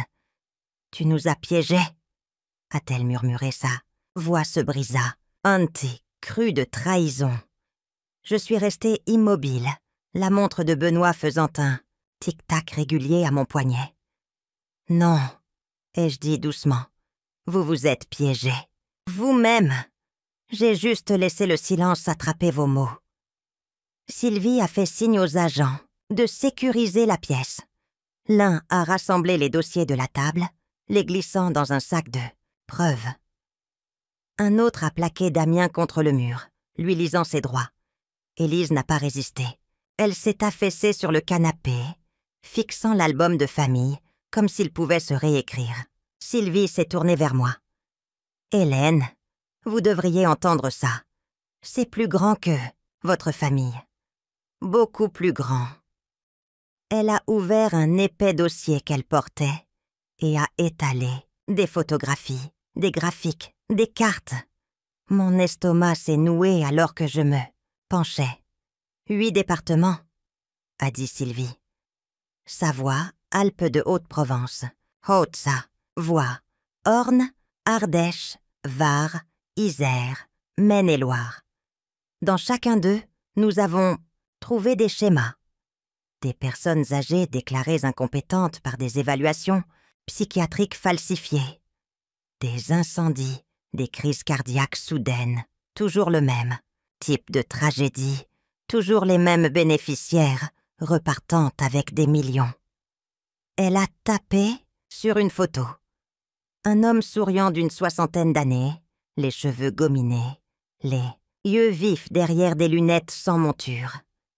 Docteur Adrien Valois, ancien neurologue, radié de l'ordre des médecins, il y a 10 ans. Pour falsification de dossier, il s'est réinventé à la tête d'une clinique privée de bien-être cognitif. Officiellement, il conseille les familles sur la manière de soutenir leurs proches vieillissants. Officieusement, il fournit les papiers qu'il était effaçant. Une autre photo. Un modeste bâtiment de clinique, l'enseigne polie. Institut, Valois pour les soins cognitifs avancés. Les familles viennent le voir. Désespérées. Ah, poursuivit Sylvie, craignant la démence, craignant le déclin. Il offre une solution. Diagnostiquer le parent comme inapte, transférer le contrôle du patrimoine et, si nécessaire, organiser un accident digne. Il appelle ça une transition accélérée. La bile m'est montée à la gorge. Un accident digne, ai-je répété, la voix tremblante. C'est ce qu'il se disait quand ils m'ont enfermé dans le feu. Sylvie a hoché la tête sombrement. Élise et Damien n'étaient pas les cerveaux. Ils étaient des clients. Le réseau de Valois s'occupait des détails, fournissait les médecins, facilitait les procédures de succession. Ils payaient leurs frais et attendaient l'héritage. Votre survie est de la première fissure dans un empire très rentable. Élise a finalement retrouvé sa voix, faible et tremblante. Nous n'avons pas fait que ce qu'ils nous ont dit. Ils ont dit que c'était sûr. Ils ont dit assez. L'a coupé. Sylvie. Vous aurez votre chance de parler au tribunal. J'ai regardé ma fille et, pendant une seconde fugace, la pitié m'a transpercée. Elle n'était pas simplement cupide. Elle avait été séduite par une machine qui se nourrissait de la faiblesse, de l'impatience, d'un sentiment de droit déguisé en amour. Mais la pitié s'est de nouveau durcie en résolution. Je pensais que ce n'était que moi. Ai-je murmuré, la gorge serrée. Je pensais que la trahison ne vivait que dans ma maison. Mais c'est une génération effacée pour que la suivante puisse se nourrir de ce qu'elle n'a jamais gagné. Le regard de Sylvie a croisé le mien, stable, féroce. Oui, et avec votre témoignage, avec vos preuves, nous les démasquerons tous. Les agents ont emmené Damien vers la porte. Il s'est débattu, criant, sa voix se brisant. Vous le regretterez. Vous m'entendez? Nous n'étions pas les seuls. Des dizaines de familles. Des dizaines ont fait confiance à Valois. Vous ne pouvez ou pas tout défaire. Ces mots ont résonné alors qu'il l'entraînait, s'estompant dans le couloir. Élise est restée assise, silencieuse maintenant, fixant le sol. Elle ne m'a pas regardée. Elle n'a regardé personne. Elle s'est simplement repliée sur elle-même. Petite, brisée. Sylvie a posé une main légère sur mon épaule. Nous prenons le relais. Mais, Hélène, vous devriez vous préparer. Ce que vous avez mis en mouvement va secouer les gens. Il y aura des procès, des gros titres, des réactions. Ce ne sera pas calme. J'ai hoché la tête. Ma voix est sortie. Stable. Plus froide que je ne l'aurais cru. Il n'a pas besoin d'être calme. Il a besoin d'être vrai. Pièce s'est vidée. Les agents rassemblant les preuves, les voix basses et professionnelles. Je suis restée près de la table, ma main reposant sur l'album. Je l'ai ouvert une fois de plus, fixant la photographie de Benoît tenant notre jeune fille. Ses yeux étaient gentils, stables, vivants. Je pensais ne t'avoir perdu que toi. Lui, ai-je murmuré, bien que seul le silence ait répondu. Mais il s'avère que j'ai perdu le monde, que nous avions construit. Ils l'ont vendu pour du feu et des mensonges. La montre faisait tic-tac. Les pages de l'album bruissaient dans le courant d'air de la porte ouverte. Mais pour la première fois depuis les flammes, j'ai senti quelque chose monter en moi. Pas seulement du chagrin, pas seulement de la rage, mais de la clarté. Il ne s'agissait plus de ma fortune, ni même d'Élise. Il s'agissait d'un règlement de compte qui attendait de balayer chaque famille, qui avait pensé pouvoir transformer ses aînés en monnaie, et je ne resterai plus silencieuse. Le palais de justice sentait légèrement le vernis et le vieux bois, un endroit où les échos de vie détruites et restaurées coexistaient. J'étais assise près du fond. L'alliance de Benoît était passée dans une chaîne d'argent à mon cou. Mes mains étaient jointes sur le dossier en cuir qu'Agnès avait pressé dans mes paumes. Élise et Damien sont entrés sous bonne garde. Ils semblaient plus petits maintenant, non pas les ombres imposantes qui m'avaient enfermée dans un chalet de flammes, mais deux silhouettes avalées par les conséquences. Élise portait du noir, non pas par deuil, mais comme si la couleur pouvait la protéger. La mâchoire de Damien était serrée, mais ses yeux balayaient la salle avec la nervosité d'un homme qui réalisait enfin que son masque ne tenait plus. Les chefs d'accusation ont retentis comme une litanie de trahison, complot en vue de commettre un meurtre, faux et usage de faux, fraude, crimes fédéraux liés à l'exploitation des personnes âgées et à des stratagèmes d'héritage. Les mots ont rempli la salle, lourds, indéniables. Chaque syllabe était une autre allumette craquée, mais cette fois non pas contre moi, mais contre eux. Lorsque le juge a appelé les témoignages, je ne me suis pas levée. Au lieu de cela, j'ai transmis le dossier. À l'intérieur se trouvaient les enregistrements, les photographies, les documents falsifiés, les dossiers de l'enquête de Sylvie et Marc. Ma déclaration écrite était en haut de la pile, signée de la même main ferme qui avait autrefois signé des cartes d'anniversaire et des autorisations scolaires. La défense attendait que je parle, que je m'effondre devant le monde entier. Mais je ne leur ai offert que le silence. Ma voix avait déjà été enregistrée dans chaque page, chaque pièce à conviction.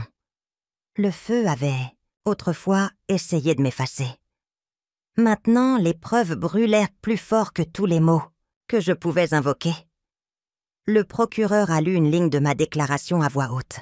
Les flammes ne peuvent pas brûler la mémoire, mais la vérité peut éclairer même les cendres, les plus sombres.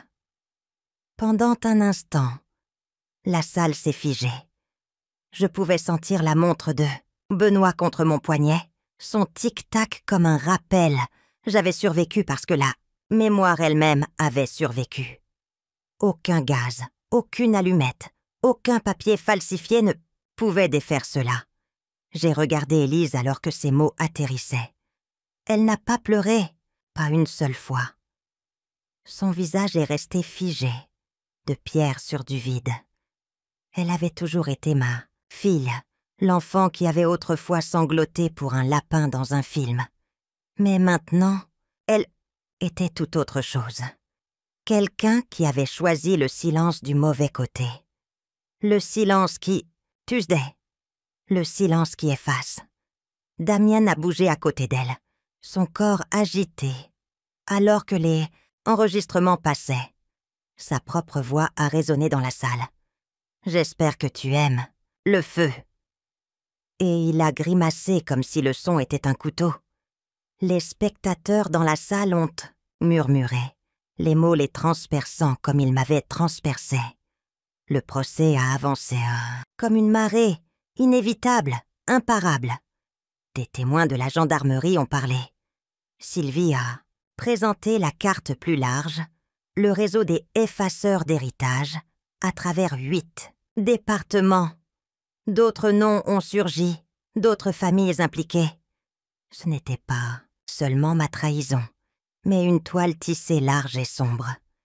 Et en son centre, Élise et Damien, 2 clients zélés prêts à échanger le sang contre la fortune. Lorsque le jury est heurté, le silence est revenu, lourd comme de la pierre. Je suis restée assise, immobile, l'alliance de Benoît fraîche contre ma peau, Agnès stable à mes côtés.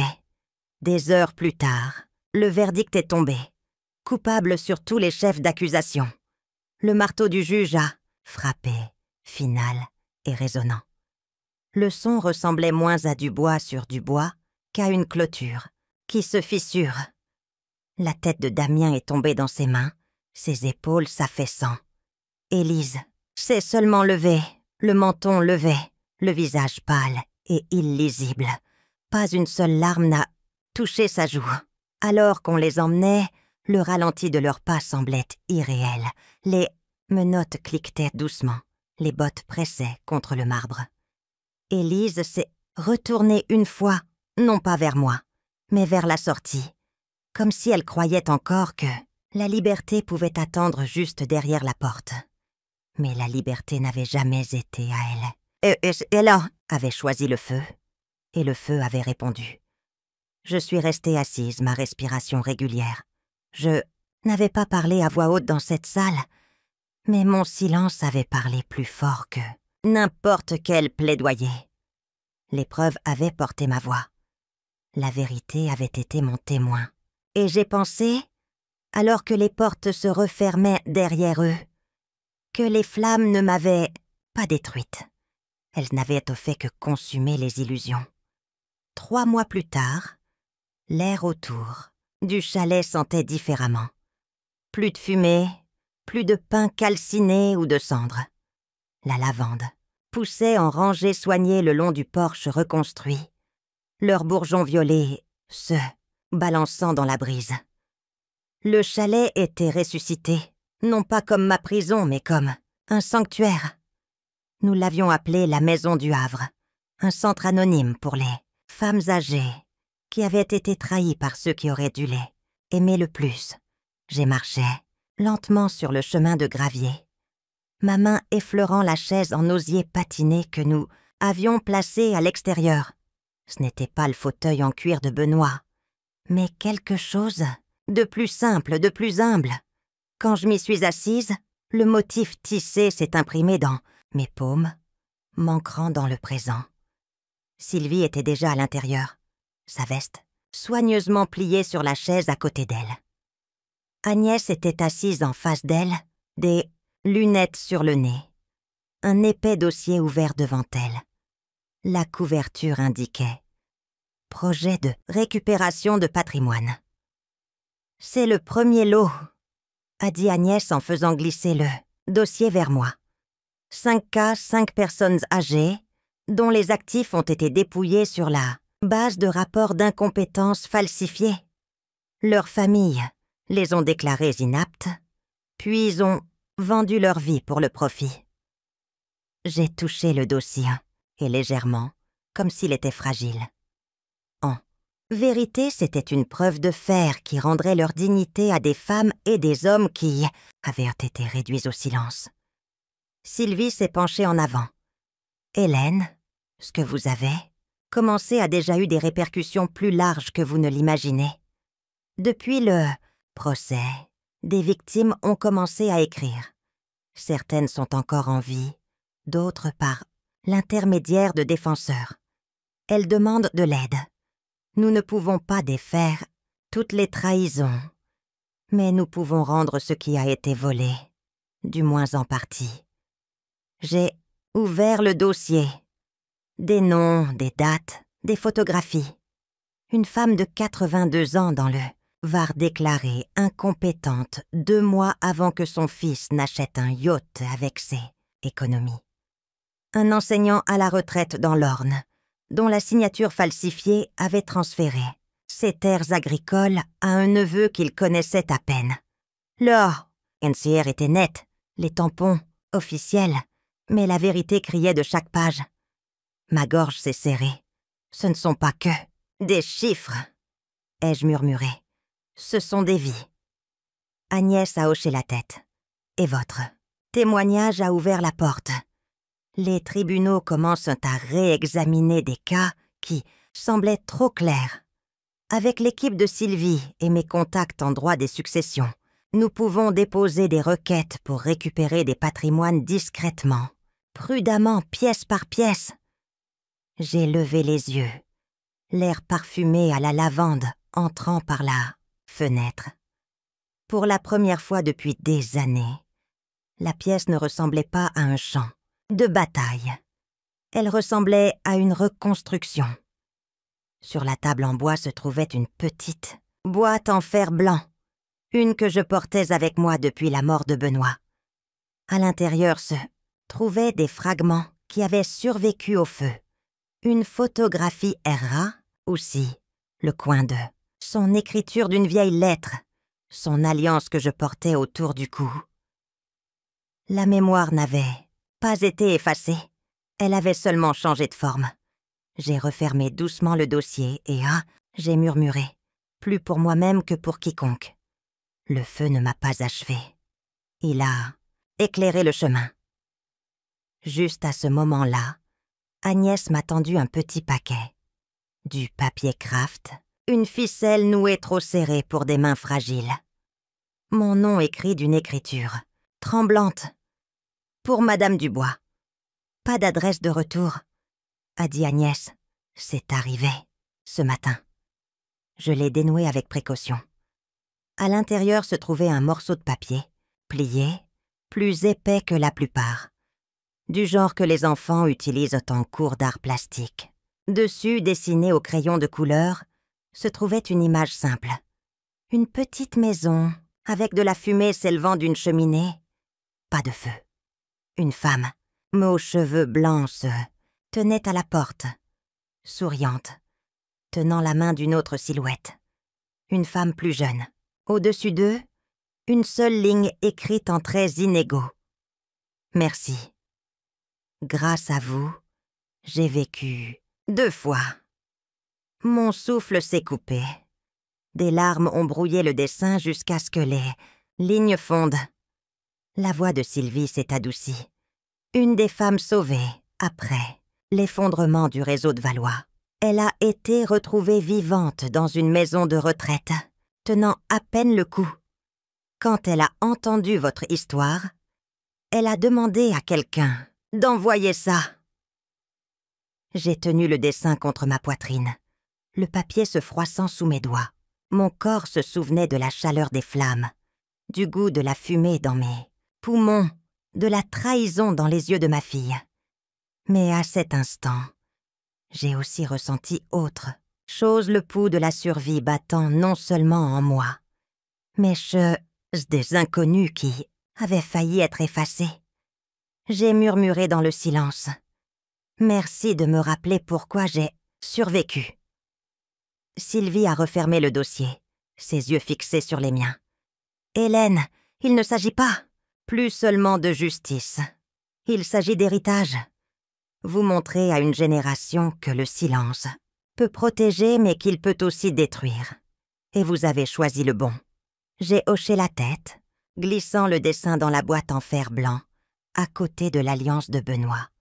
Il ne m'appartenait pas à moi seule.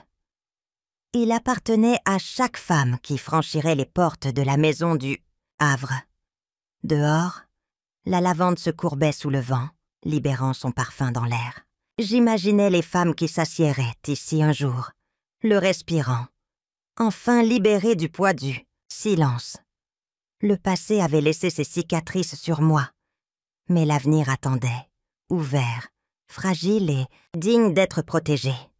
Et alors que je me levais de la chaise en osier, j'ai senti la vérité s'installer dans mes os. Les flammes peuvent brûler le bois et les murs, mais elles ne peuvent pas brûler la mémoire. La justice, une fois prononcée, ne restera plus jamais silencieuse. Je n'ai jamais cru que la victoire ressemblerait à ça. Pas de feu d'artifice, pas d'applaudissements, pas de grands discours. Juste le calme, une chaise sur le porche, une tasse de thé chaud réchauffant mes mains, le châle tricoté qu'Agnès avait laissé sur l'accoudoir. Mon corps se souvient encore du feu, de la bouffée de fumée, de la piqûre de la cendre. Mais mon âme a appris quelque chose de plus grand. Je n'ai pas vaincu Damien ou Élise. Je n'ai pas écrasé leur ambition ni effacé leur nom. Ce que j'ai vaincu, c'est le silence qui m'étouffait autrefois. Le silence d'être oublié, rejeté, enfermé comme une relique dans ma propre famille. Je n'ai pas gagné contre eux. J'ai gagné contre l'oubli. Parfois, la guérison vient dans les plus petits gestes. Le mardi, je m'assois avec Agnès dans la cuisine. Nous faisons du pain, laissant l'odeur de levure remplir l'air. Les enfants du quartier entrent, portant des feuilles de papier et des crayons, impatients de dessiner.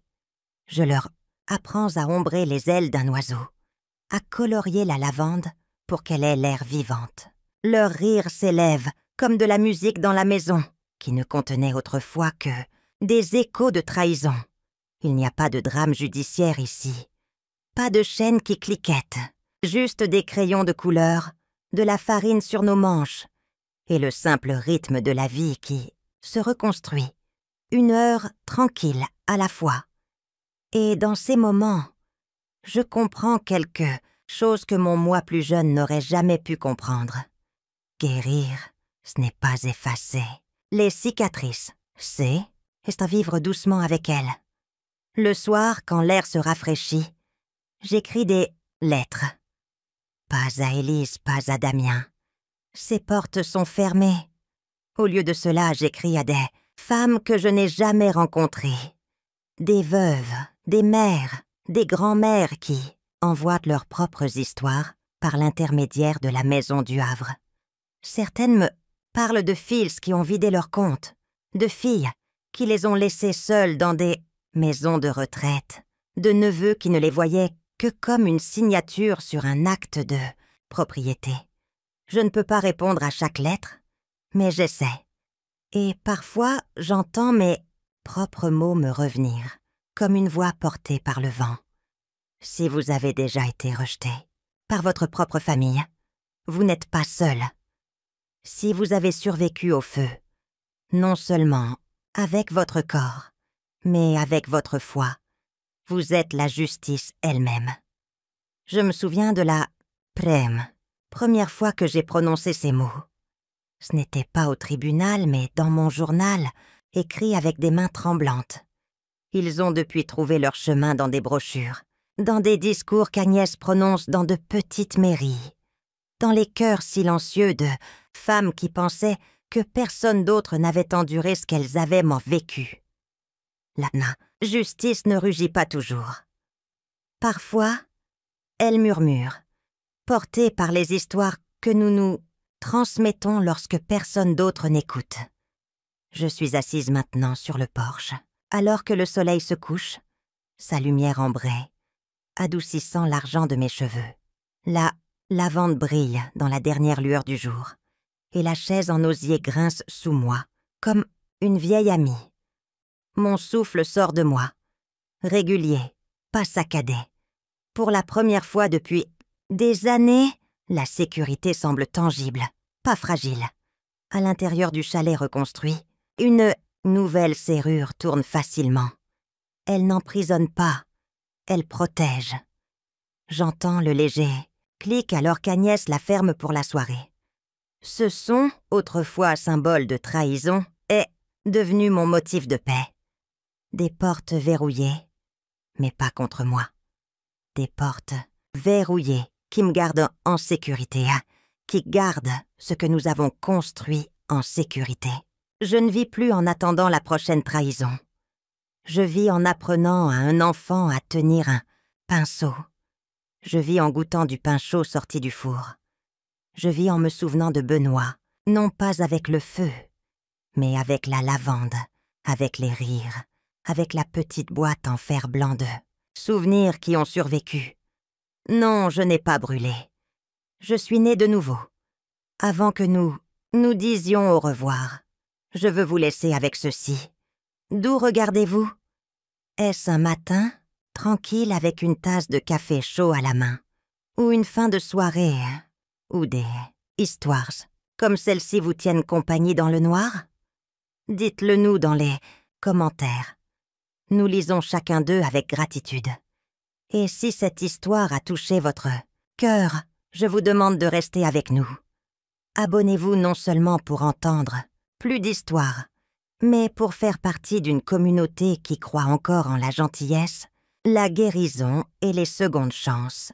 Merci d'avoir passé votre temps avec moi aujourd'hui, où que vous soyez, dans une ville bourdonnante de bruit, dans une petite ville, où les nuits sont longues, ou dans une cuisine où l'odeur du pain persiste. J'espère que vous emporterez cette histoire avec vous. Rappelez-vous, parfois les miracles ne frappent pas bruyamment à votre porte. Parfois, ils attendent tranquillement que vous soyez prêt à ouvrir votre cœur. Prenez soin de vous, et je vous verrai dans la prochaine.